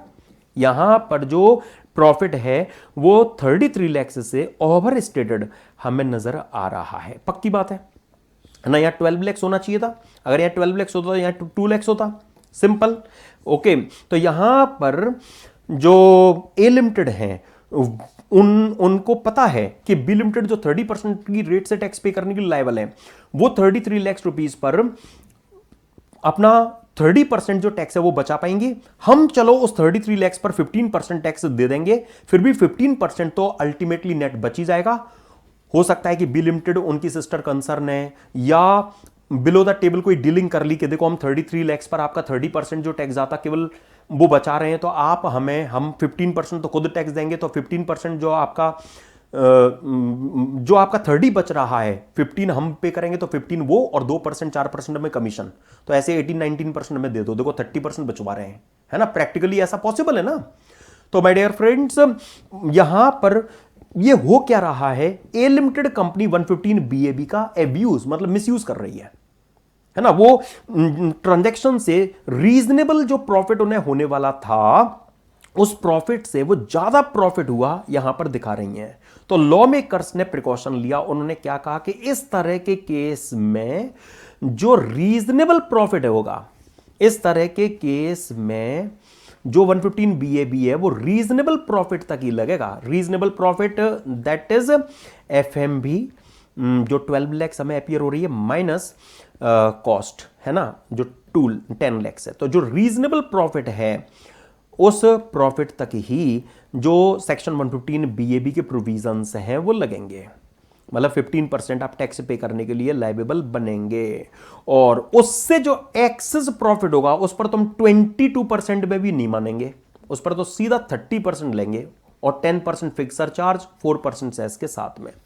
तो जो भी एक्सेस प्रॉफिट होगा, कि आपने 35 लाख दिखाया 2 लाख की बजाय, तो 33 लाख जो आपका एक्सेस प्रॉफिट आपने जो बुक्ड दिखाया है ना, उस पर तो हम 30% टैक्स लेंगे, उसमें 10% फिक्स्ड सरचार्ज प्लस 4% सेस, तो कुल मिलाकर आप देखोगे तो 34.32% आना चाहिए। चेक कर लेते हैं एक बार, यहां 30% का 10% तो 33 हो गया, इनफैक्ट 30 + 3, अब इसका 104% में, हाँ 34.32%, ठीक है। ये इफेक्टिव रेट है, ये इफेक्टिव रेट है जिससे इस एसएससी कंपनी ए लिमिटेड को, माय डियर फ्रेंड्स, इस अमाउंट पर जो टैक्स है वो गवर्नमेंट को पे करना पड़ेगा। तो और पहुंचा लो दूसरों को फायदा, है ना। हाँ, मतलब अगर ए लिमिटेड कंपनी 115 BAB का मिसयूज करने की कोशिश करेंगी, अगर वो किसी ट्रांजैक्शन से अराइज होने वाले रीजनेबल प्रॉफिट से ज्यादा प्रॉफिट अगर प्रोड्यूस्ड अगर दिखाएंगी, मतलब वो सामने वाले को ज्यादा खर्चा बुक करने की स्थिति में ला रही हैं, तो ऐसे केस में केवल रीजनेबल प्रॉफिट तक ही 115 BAB का सपोर्ट मिलेगा। उससे जो एक्सेस प्रॉफिट होगा उस पर तो फिर हम 22% में भी नहीं मानेंगे, 30% टैक्स प्लस 10% सरचार्ज 4% सेस आपसे लेंगे। आई होप यहां तक कोई भी दिक्कत नहीं होगी आपको। आइए पहले ये वाला पार्ट आपको यहां से दिखाना चाहता हूं। देखिए 115 BAC के सबसेक्शन 6 में एओ को लॉ मेकर्स ने रीजनेबल प्रॉफिट कंप्यूट करने की जो पावर दी है, केस क्या है, ड्यू टू क्लोज कनेक्शन और फॉर एनी अदर रीजन, मतलब चाहे वो आपकी सिस्टर कंसर्न है या कोई भी अदर रीजन है, जैसे आप बिलो द टेबल 2-4% पर अगर कोई डीलिंग कर रहे हैं, है ना। हाँ, if transaction with any person produces profit more than the ordinary expected profit, then you shall consider reasonable profit for the purpose of this section। मैं फिर कहूंगा reasonable profit के अगर आप ओपन मार्केट में वो गुड्स अगर बेचते तो आपको क्या मिलता और क्या आपने उन गुड्स के लिए खर्च किया था, है ना। तो उससे रीजनेबल प्रॉफिट जो डिराइव होगा उस पर ये सेक्शन लगेगा। And income tax on the income in excess of the amount of profits determined by the assessing officer shall be subject to 34.32%। Right ना फ्रेंड्स, आई होप कोई भी दिक्कत नहीं है इसमें आपको। अब एक चीज मैं आपको और बताना चाहता हूं, वैसे तो ये ट्रांसफर प्राइसिंग चैप्टर की है, लेकिन जरा कंसीडरेशन में काइंडली लीजिए, सुनिए फ्रेंड्स। आपको ट्रांसफर प्राइसिंग चैप्टर में ये देखने को मिलेगा कि अगर हमारी एसएससी कंपनी सेक्शन 115 BAB में अगर फॉल कर रही है, जैसे इसी से मैं कनेक्ट कर देता हूं, सुनिए। जैसे हमारी एसएससी ए लिमिटेड 115 BAB ऑप्ट कर चुकी हैं, ठीक है जी। हां, उन्होंने ऐसा ट्रांजैक्शन किया जिससे उन्हें ऑर्डिनरी से एक्सेस प्रॉफिट प्रोड्यूस हो रहा है, ठीक है, राइट। तो ऐसे केस में अगर इस तरह के ट्रांजैक्शन की वैल्यू अगर 20 करोड़ रुपीस से ज्यादा होगी, ठीक है, ऐसे ट्रांजैक्शन की वैल्यू 20 करोड़ रुपीस से ज्यादा होगी, तो ये स्पेसिफाइड डोमेस्टिक ट्रांजैक्शन कहलाएगा under transfer pricing chapter section 92 BA में। आपको स्पेसिफाइड डोमेस्टिक ट्रांजैक्शन की लिस्ट में ये केस देखने को मिलेगा। ठीक है, सुनिए जरा ध्यान से प्लीज। अगर हमारी एसएससी कंपनी अगर 115 बीएबी का ऑप्शन एक्सरसाइज कर चुकी है, 115 बीएबी वाली कंपनी किसी भी पर्सन से कोई ट्रांजैक्शन जो किया हुआ बताती हैं, उससे वो रीजनेबल से ज्यादा प्रॉफिट अगर बुक्ड दिखाती हैं, तो ऐसे केस में अगर ऐसे ट्रांजैक्शन की वैल्यू 20 करोड़ से अगर ज्यादा होगी तो फिर ये स्पेसिफाइड डोमेस्टिक ट्रांजैक्शन कहलाएगा। ठीक है, और वैसे तो आर्म्स लेंथ प्राइस ऐसे केस में वो स्पेसिफाइड डोमेस्टिक ट्रांजैक्शन कहलाएगा। और ऐसे केस में एफएमबी की जब बात आएगी रीजनेबल प्रॉफिट के लिए, तो वहां एफएमबी की बजाय arm's length price, in short ALP ली जाएगी। देखिए, ट्रांसफर प्राइसिंग चैप्टर में मैं जब आपके साथ में सेक्शन 92F डिस्कस करूंगा एएलपी की डेफिनेशन वाला, तो वहां पर हम ये बात डिस्कस कर रहे होंगे कि arms length price is nothing but correct market price. Arms length price is nothing but correct market price. ठीक है फ्रेंड्स, तो वहां बेसिकली आपको आर्म्स लेंथ प्राइस के लिए ट्रांसफर प्राइसिंग चैप्टर में जो रूल्स रेगुलेशंस हैं वो देखने को मिलेंगे। और लॉ मेकर्स क्या चाहते हैं कि जो सब्सटेंस हैविंग ट्रांजैक्शन है, कि 20 करोड़ रुपीस से ज्यादा की वैल्यू का ट्रांजैक्शन है, सब्सटेंस हैविंग ट्रांजैक्शन है, तो वो वहां पर एओ की चॉइस खत्म कर देना चाहते हैं कि एओ कोई भी फिगर उठाकर एफएमबी ना ले ले। वहां वो चाहते हैं कि ट्रांसफर प्राइसिंग रेगुलेशंस की अकॉर्डिंगली जो आर्म्स लेंथ प्राइस है वो यहां पर बेस बनाई जाए, वो यहां पर बेस बनाकर रीजनेबल प्रॉफिट निकाला जाए। ओके, तो law maker substance having case में कि जहां पर इस तरह के ट्रांजैक्शन की वैल्यू 20 करोड़ से ज्यादा होती है, तो उस तरह के केस में एओ अपनी मनमर्जी से कोई भी फेयर मार्केट वैल्यू उठाकर ना ले आए रीजनेबल प्रॉफिट के लिए, वो ट्रांसफर प्राइसिंग चैप्टर के हिसाब से आर्म्स लेंथ प्राइस कंप्यूट करके लाए, उसे एज एफएमबी लेकर वो रीजनेबल प्रॉफिट तक जाए। ये लॉ मेकर्स चाहते हैं। इसके लिए देखिए उन्होंने एक प्रोविजो यहां पर ये अटैच कर दिया। क्या कह दिया? प्रोवाइडेड दैट, वैसे तो एफएम रीजनेबल प्रॉफिट मतलब एओ अपने हिसाब से जो रीजनेबल होगा वो निकाल पाएगा। In case of aforesaid arrangement involves a specified domestic transaction referred to in section 92BA, जहां पर आपको 20 करोड़ का थ्रेशोल्ड देखने को मिलेगा। The amount of profits from such transaction shall be determined having regard to arm's length price as defined in section 92F। ठीक है, आप इस पॉइंट की टेंशन मत लेना, ये जब हम ट्रांसफर प्राइसिंग चैप्टर डिस्कस कर रहे होंगे वहां भी ये पॉइंट आपका रिफ्रेश होना है, वहां भी ये पॉइंट हमें डिस्कस करना है। ठीक है, तो बस चीज कोई भी डेफर ना हो उसके लिए मैंने ये बात आपके साथ में यहां पर की। और पता है एक अच्छी बात क्या है कि 115BAB को लेकर हमने ये जो डिस्कशन किया है ना, यही डिस्कशन माय डियर फ्रेंड्स आपको मैं कहता आ रहा हूं, एक जगह और काम आना है। वहां केबल और केबल माय डियर फ्रेंड्स चीजों को कनेक्ट करना है, नथिंग एल्स। यस, देखिए जैसे अभी आपने डोमेस्टिक कंपनी के लिए 115BAB देखा ना, वैसे ही लॉ मेकर्स ने पेज नंबर 18 पर काइंडली आइए, वैसे ही लॉ मेकर्स ने newly formed manufacturing cooperative societies के लिए सेक्शन 115BAE दे रखा है। आप देखेंगे अभी कोऑपरेटिव सोसाइटी की इनकम 20,000 से भी अगर ज्यादा हो गई तो वो 30% के टैक्स स्लैब में बुक हो जाती है। यह भी आपको आगे देखने को मिलेगा। राइट माय डियर फ्रेंड्स, चलो मैं रख देता हूं आपके सामने ये बात पहले। आइए जरा पेज नंबर 17 पर एक बार, हां, कोऑपरेटिव सोसाइटी के लिए आप देखिए जो डिफॉल्ट टैक्स रिजीम आपको गिवन है, 10,000 रुपीज तक की इनकम पर केवल 10% टैक्स। इनकम अगर इनकी 10,000 ज्यादा है, 20,000 ज्यादा नहीं है, तो 10,000 20,000 के बीच में जो इनकम होगी उस पर 20% टैक्स। और मैंने ये कि अगर इनकी इनकम 20,000 से भी ज्यादा हुई तो 20,000 से ज्यादा जितनी इनकम होगी उस पर सीधा 30% टैक्स लगेगा। ठीक है, इनकी टोटल इनकम 1 करोड़ से ज्यादा नहीं है तो नो सरचार्ज, 1 करोड़ से ज्यादा है, 10 करोड़ से ज्यादा नहीं है तो उस केस में 7%, और 10 करोड़ से ज्यादा है तो 12%। सेम है वो डोमेस्टिक कंपनी वाला, सेस तो एवरग्रीन है 4%।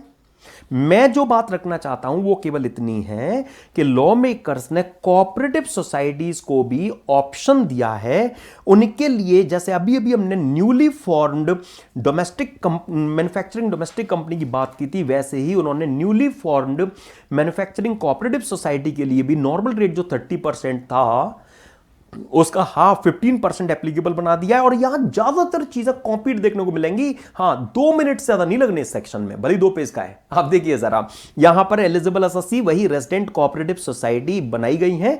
कंडीशंस की जहां तक बात है तो सेम टू सेम, क्या आप भी किसी आर्टिकल और थिंग की मैन्युफैक्चरिंग प्रोडक्शन के बिजनेस में एंगेज नजर आए, आप अपने द्वारा मैन्युफैक्चर्ड प्रोड्यूस्ड आर्टिकल्स की मार्केटिंग डिस्ट्रीब्यूशन एक्टिविटी चलाएं, रिसर्च एक्टिविटी चलाएं, चलेगा।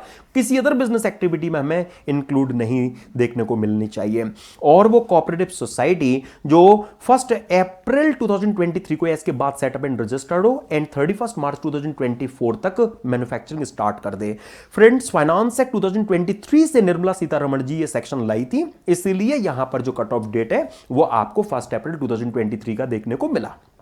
ठीक है, जो सनसेट है, जो एंडिंग डेट है वो सेम है ना। यहां पर भी इंक्लूजन, वो जनरेशन ऑफ इलेक्ट्रिसिटी वाला केस और एक्सक्लूजन, माय डियर फ्रेंड्स, वही प्रिंटिंग और बुक्स वगैरह वाले जो एक्सक्लूजन्स वगैरह थे ना, वो सब सेम है। 115 बीएबी वाले जो भी अभी आपने देखे, यहां पर भी माय डियर फ्रेंड्स जो सर्टेन सेक्शंस का बेनिफिट अवेल किए बिना आपको जो टोटल इनकम है वो कंप्यूट करनी होगी, तो 115 बीएबी से ही जो लिस्ट है वो कॉपी की गई है। ओके, हां, बस एक फर्क है, 80C से 80U की जो लिस्ट के एक्सेप्शन थे वो वहां 2 थे, 80JJ, 80JAA एंड 80M। या 80M नहीं है, क्यों? क्योंकि 80M की डिडक्शन केवल डोमेस्टिक कंपनी को मिलती है और यहां बात चल रही है कोऑपरेटिव सोसाइटी की, इसलिए जरूरी नहीं था एक्सेप्शन देना, इसलिए एक्सक्लूड नहीं किया। बाकी लिस्ट यहां पर सेम है, राइट फ्रेंड्स। अच्छा, इसके अलावा यहां पर भी देखिए, इनको भी फर्स्ट ईयर में अपना जो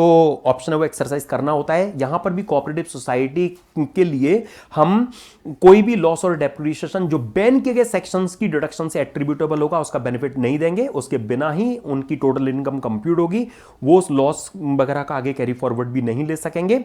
यहां पर भी आपको एग्जिस्टिंग बिजनेस की स्प्लिटिंग और रिकंस्ट्रक्शन के रिजल्टेंटली जो बिजनेस है वो आपका फॉर्म नजर नहीं आना चाहिए, लेकिन यहां ध्यान रखना है वो प्रोविजो नहीं है अर्थक्वेक वाला जो एग्जाम्पल हमने बनाया था, याद है?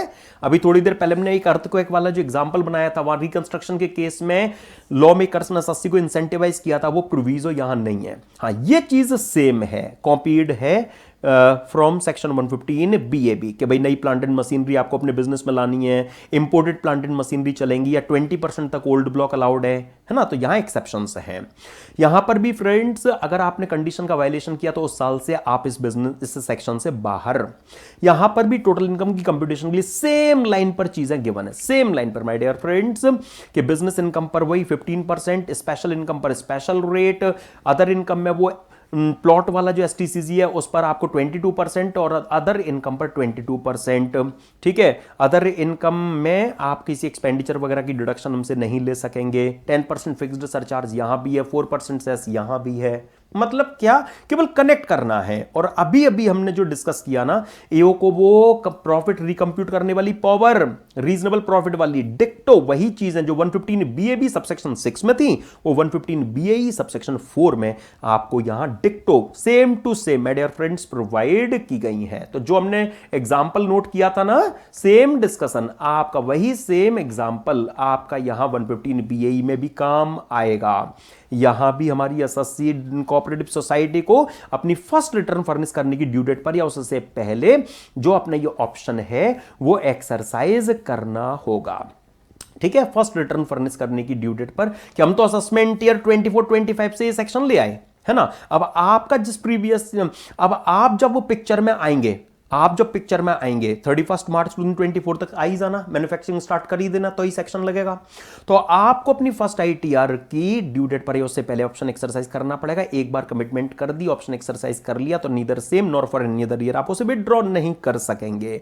और कंपनी के लिए जैसे एएमटी मेट से रिलैक्सेशन था, नॉन कॉर्पोरेट एसोसिएशन या कोऑपरेटिव सोसाइटी, तो उनको लॉ मेकर्स ने एएमटी से रिलैक्सेशन दे दिया। जैसे 115 बीएसी में वो non corporate person like individual वगैरह के लिए एएमटी से रिलैक्सेशन था, वैसे ही यहां पर कोऑपरेटिव सोसाइटी को भी एएमटी से रिलैक्स कर दिया गया। ठीक है ना फ्रेंड्स, मतलब आपने देखा यहां पर 115 बीएबी से ही सारी जो चीजें हैं वो कॉपी की गई हैं। एंड लास्टली फ्रेंड्स, आपने जैसे नॉर्मल किसी डोमेस्टिक कंपनी के लिए 115 BAA देखा था ना अभी 22% वाला, सेम लाइन पर लॉ मेकर्स ने कोई cooperative society suppose newly formed नहीं है, एग्जिस्टिंग है, या न्यूली फॉर्म्ड भी है लेकिन ट्रेडिंग कर रही है, मतलब 115 बीएई में नहीं आ सकती है, कोई बात नहीं। लॉ मेकर्स ने रेट हाफ ना सही, 30 से 15 ना सही, लेकिन 22 तो उनके लिए भी कर ही दिया है। यस, बस आप एक सेक्शन 115 बीएडी देखेंगे, ये केबल और केबल कनेक्ट जो हमने अभी तक डिस्कशन किया है उससे कनेक्ट किए जाने वाले सेक्शंस हैं, इसीलिए मैं क्विकली आपके सामने से ये निकाल रहा हूं। राइट, यहां एलिजिबल एसएससी वही कोई भी रेजिडेंट कोऑपरेटिव सोसाइटी, चाहे न्यूली फॉर्म्ड है या एग्जिस्टिंग है, ट्रेडिंग मैन्युफैक्चरिंग में एंगेज्ड है, लिस्टेड अनलिस्टेड कैसी भी है ना, कंस्ट्रक्शन में एंगेज्ड है, कैसी भी है, सब आएंगी। यहां 22% का जो बेनिफिट है वो कब मिलेगा, जब आप अपनी टोटल इनकम में ये बेनिफिट क्लेम ना करें। ओके माय डियर फ्रेंड्स, तो जो सेक्शन 115 बी डबल ए में आपने देख रखा है कंपनी के लिए, उसी तरह के जो बेनिफिट है वो यहां पर एसएससी कोऑपरेटिव सोसाइटी से छीन लिए गए हैं। 80M का एक्सेप्शन नहीं है क्योंकि जरूरत नहीं है। ठीक है फ्रेंड्स, अच्छा यहां हम आपको करेंट ईयर ऑनवर्ड्स तो ये बेनिफिट देंगे ही नहीं। अगर अर्लियर ईयर में आपने इन सेक्शंस में से किसी सेक्शंस की डिडक्शन की वजह से अगर कोई लॉस या अनएब्सॉर्ब्ड डेप्रिसिएशन अपना क्रिएट कर रखा है जो करेंट ईयर में ब्रॉट फॉरवर्ड वगैरह आ रहा है, तो वो भी भूल जाओ।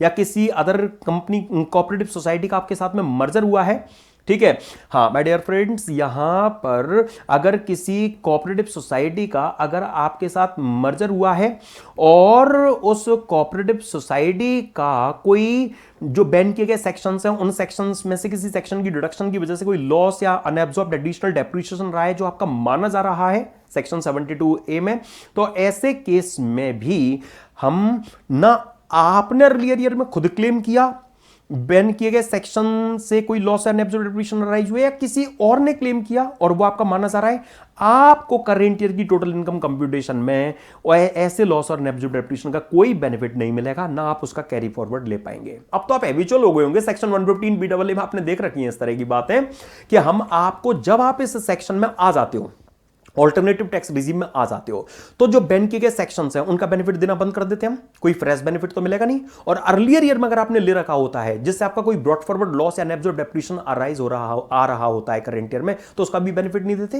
या किसी और ने ले रखा है और उनका लॉस और डेप्रिसिएशन ऐसी बैंड सेक्शन की डिडक्शन से अराइज हुआ है जो अब आपका माना जा रहा है, तो ऐसे डिम्ड लॉस का भी हम आपको बेनिफिट नहीं देते। वही थीम है यहां पर, सेम टू सेम, और कुछ है ही नहीं। यहां पर भी अगर कोऑपरेटिव सोसाइटी बाद में वायलेशन करेगी तो फिर उनका ऑप्शन इनवैलिड हो जाएगा, उस साल से वो इस सेक्शन से बाहर नहीं। हमारी एसएससी कोऑपरेटिव सोसाइटी तो अच्छी कोऑपरेटिव सोसाइटी है, तो उनकी टोटल इनकम में हम स्पेशल इनकम चेक कर लेंगे, उस पर स्पेशल रेट से टैक्स निकाल देना, बाकी इनकम पर 22%, 10% फिक्स्ड सरचार्ज है, 4% सेस तो एवरग्रीन है, ऐसे टैक्स लायबिलिटी आ गई।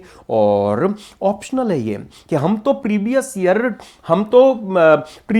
2021 से ये सेक्शन ले आए, अब आपका जब मन भरे तब आप इस सेक्शन में आ जाना, उस साल की रिटर्न फाइलिंग ड्यू डेट पर या उससे पहले आप प्रेस्क्राइब्ड फॉर्म मैनर में जो अपना ऑप्शन है वो एक्सरसाइज कर लेना। इनफैक्ट फॉर्म 10IE इसके लिए प्रेस्क्राइब्ड है, फॉर्म 10IE इसके लिए प्रेस्क्राइब्ड है। ठीक है, तो माय डियर फ्रेंड्स देखिए, एक बार आपने अगर कमिटमेंट कर दी तो आप neither same nor for any other year इसे विड्रॉ नहीं कर सकेंगे। ठीक है, आप इस ऑप्शन को विड्रॉ नहीं कर सकेंगे, मतलब कुछ भी अलग नहीं है, ये केवल और केवल एक बार आपके सामने से मैं बस निकाल देना चाहता हूं। और अगर हमारी एसएससी कोऑपरेटिव सोसाइटी ने 115 बीएडी का ऑप्शन एक्सरसाइज कर लिया तो फिर एएमटी उन्हें टेंशन क्रिएट नहीं करेगा, मतलब नहीं लगेगा। कोई अनअवेल्ड एएमटी क्रेडिट अगर पड़ा हो तो, क्योंकि ये यहां एग्जिस्टिंग कोऑपरेटिव सोसाइटी भी आए चांस बनता है ना, तो उसका वो अनअवेल्ड एएमटी क्रेडिट लैप्स कर जाएगा, उसका बेनिफिट उनको नहीं दिया जाएगा। क्योंकि पॉजिटिव अगर है कि हम एएमटी चार्ज नहीं कर रहे तो हम अनअवेल्ड एएमटी का क्रेडिट भी आपको अवेल नहीं होने देंगे। ठीक है ना फ्रेंड्स, तो मतलब क्या कि ये जो 115 बीएडी और बीएई हैं ये बड़े सिंपल से सेक्शंस हैं, इनमें कहीं भी कुछ भी ऐसा खास नहीं है। यहां प्रेस्क्राइब्ड मैनर 115 बीएई में फॉर्म 10IF है। ओके, तो जो इनफैक्ट फॉर्म प्रेस्क्राइब्ड है फॉर्म 115 बीएई में वो फॉर्म 10IF है। ठीक है, आई होप कोई दिक्कत नहीं है इसमें आपको। राइट, तो मतलब जो ऑल्टरनेटिव टैक्स रिजीम जो लॉ मेकर्स ने कॉर्पोरेट एंटिटीज के लिए और कॉर्पोरेटिव सोसाइटीज के लिए लॉ में जो रखे हैं, हमने उनकी बात यहां पर कर ली। एंड बस 1 मिनट आपका और चाहिए कि जो ऐसी एंटिटीज जिनके लिए कोई ऑल्टरनेटिव टैक्स रिजीम है ही नहीं। सिंपल है हां, कि अगर आपकी एसएससी फर्म है इंक्लूडिंग एलएलपी, तो उनको 30% फ्लैट टैक्स देना है। उनकी टोटल इनकम 1 करोड़ से ज्यादा होगी तो 12% सरचार्ज लगेगा। कोई स्लैब नहीं है, केवल टोटल इनकम 1 करोड़ से ज्यादा है तो फ्लैट 12%, ठीक है। और टैक्स एंड सरचार्ज का 4% सेस। हो गया फर्म का टैक्सेशन खत्म, ठीक है ना। बाय डिफॉल्ट यही लगना है, कोई ऑल्टरनेटिव टैक्स रिजीम इनके लिए एग्जिस्ट नहीं करता है। एंड अगर हमारी एसएससी लोकल अथॉरिटी है तो उनके लिए 30% का फ्लैट टैक्स रेट है। सरचार्ज वही 1 करोड़ से टोटल इनकम अगर ज्यादा होगी तो 12% लगेगा। सेस तो एवरग्रीन है 4% जो एप्लीकेबल बनेगा। तो फर्म लोकल अथॉरिटीज के लिए जो रेट्स स्ट्रक्चर है उसमें कुछ ऐसा टेक्निकल नहीं है, ठीक है। डिफॉल्ट टैक्स रिजीम में माय डियर फ्रेंड सिंपल सा ये केस आपको दिया गया है। ओके, तो चाहे आप स्पेशल कहो जनरल कहो, फर्म लोकल अथॉरिटीज के लिए यही टैक्स रेट्स स्ट्रक्चर है, ठीक है फ्रेंड्स। और मैंने आपको होमवर्क के लिए एक छोटा सा क्वेश्चन, चलो मैं आपके सामने से निकाल ही देता हूं। एसडी लिमिटेड एक फार्मास्यूटिकल कंपनी है जो 2001 में इनकॉर्पोरेट हुई थी। इन्होंने नई प्लांट एंड मशीनरी 12 लाख की प्रीवियस ईयर 25-26 में खरीदी, तो इस पर एडिशनल डेप्रिसिएशन वो ले सकती है नॉर्मल प्रोविजंस में। टोटल इनकम कंपनी की करंट ईयर के लिए एडिशनल डेप्रिसिएशन के बिना सपोज 22 लाख आ रही है। एसडी लिमिटेड ने कोई कंसेशनल टैक्स रिजीम पहले मतलब अभी तक ऑप्ट नहीं किया है। करेंट ईयर में उनके लिए मोस्ट बेनिफिशियल मैनर में आपको उनकी टोटल इनकम टैक्स लायबिलिटी निकालनी है। और उनकी जो प्रीवियस ईयर 23-24 में जो टर्नओवर थी वो केवल 338 करोड़ की थी, मतलब 400 करोड़ से ज्यादा नहीं थी। इसका मतलब क्या कि नॉर्मल प्रोविजंस में उनके लिए टैक्स रेट 30 की जगह 25% चलेगा। पक्की बात है ना। तो आपको मैट को ध्यान नहीं देना है, तो आप सबसे पहले नॉर्मल प्रोविजंस के हिसाब से उनकी टोटल इनकम में जो 12 लाख का 20% जो एडिशनल डेप्रिसिएशन मिलता है, पीजीबीपी में आप देखेंगे एडिशनल डेप्रिसिएशन का रेट 20% है। हाँ, नई प्लांट एंड मशीनरी पर जो मिलता है वो यहां देकर इनकी टोटल इनकम पर 25% से टैक्स, 4% सेस ये हम निकाल देंगे। और अगर ये 115 BAA में अगर आना चाहेंगी, 115 BAA में अगर ये आना चाहेंगी, तो ऐसे केस में इनकी टोटल इनकम पर एडिशनल डेप्रिसिएशन तो मिलेगा नहीं, और 22% टैक्स, 10% सरचार्ज, 4% सेस ये आएगा। लास्ट फिगर 5 रुपीज इससे ज्यादा है तो नेक्स्ट 10 तक हम राउंड ऑफ कर देंगे। तो इनकी नॉर्मल प्रोविजंस में जो टैक्स लायबिलिटी है वो केवल 5,09,600 है और 115 BAA में जाता है। तो फिर हम इनको क्या कहेंगे कि भाई आपको रेगुलर प्रोविजंस के हिसाब से ही जाना चाहिए, आपको 115 BAA में ऑप्ट नहीं करना चाहिए।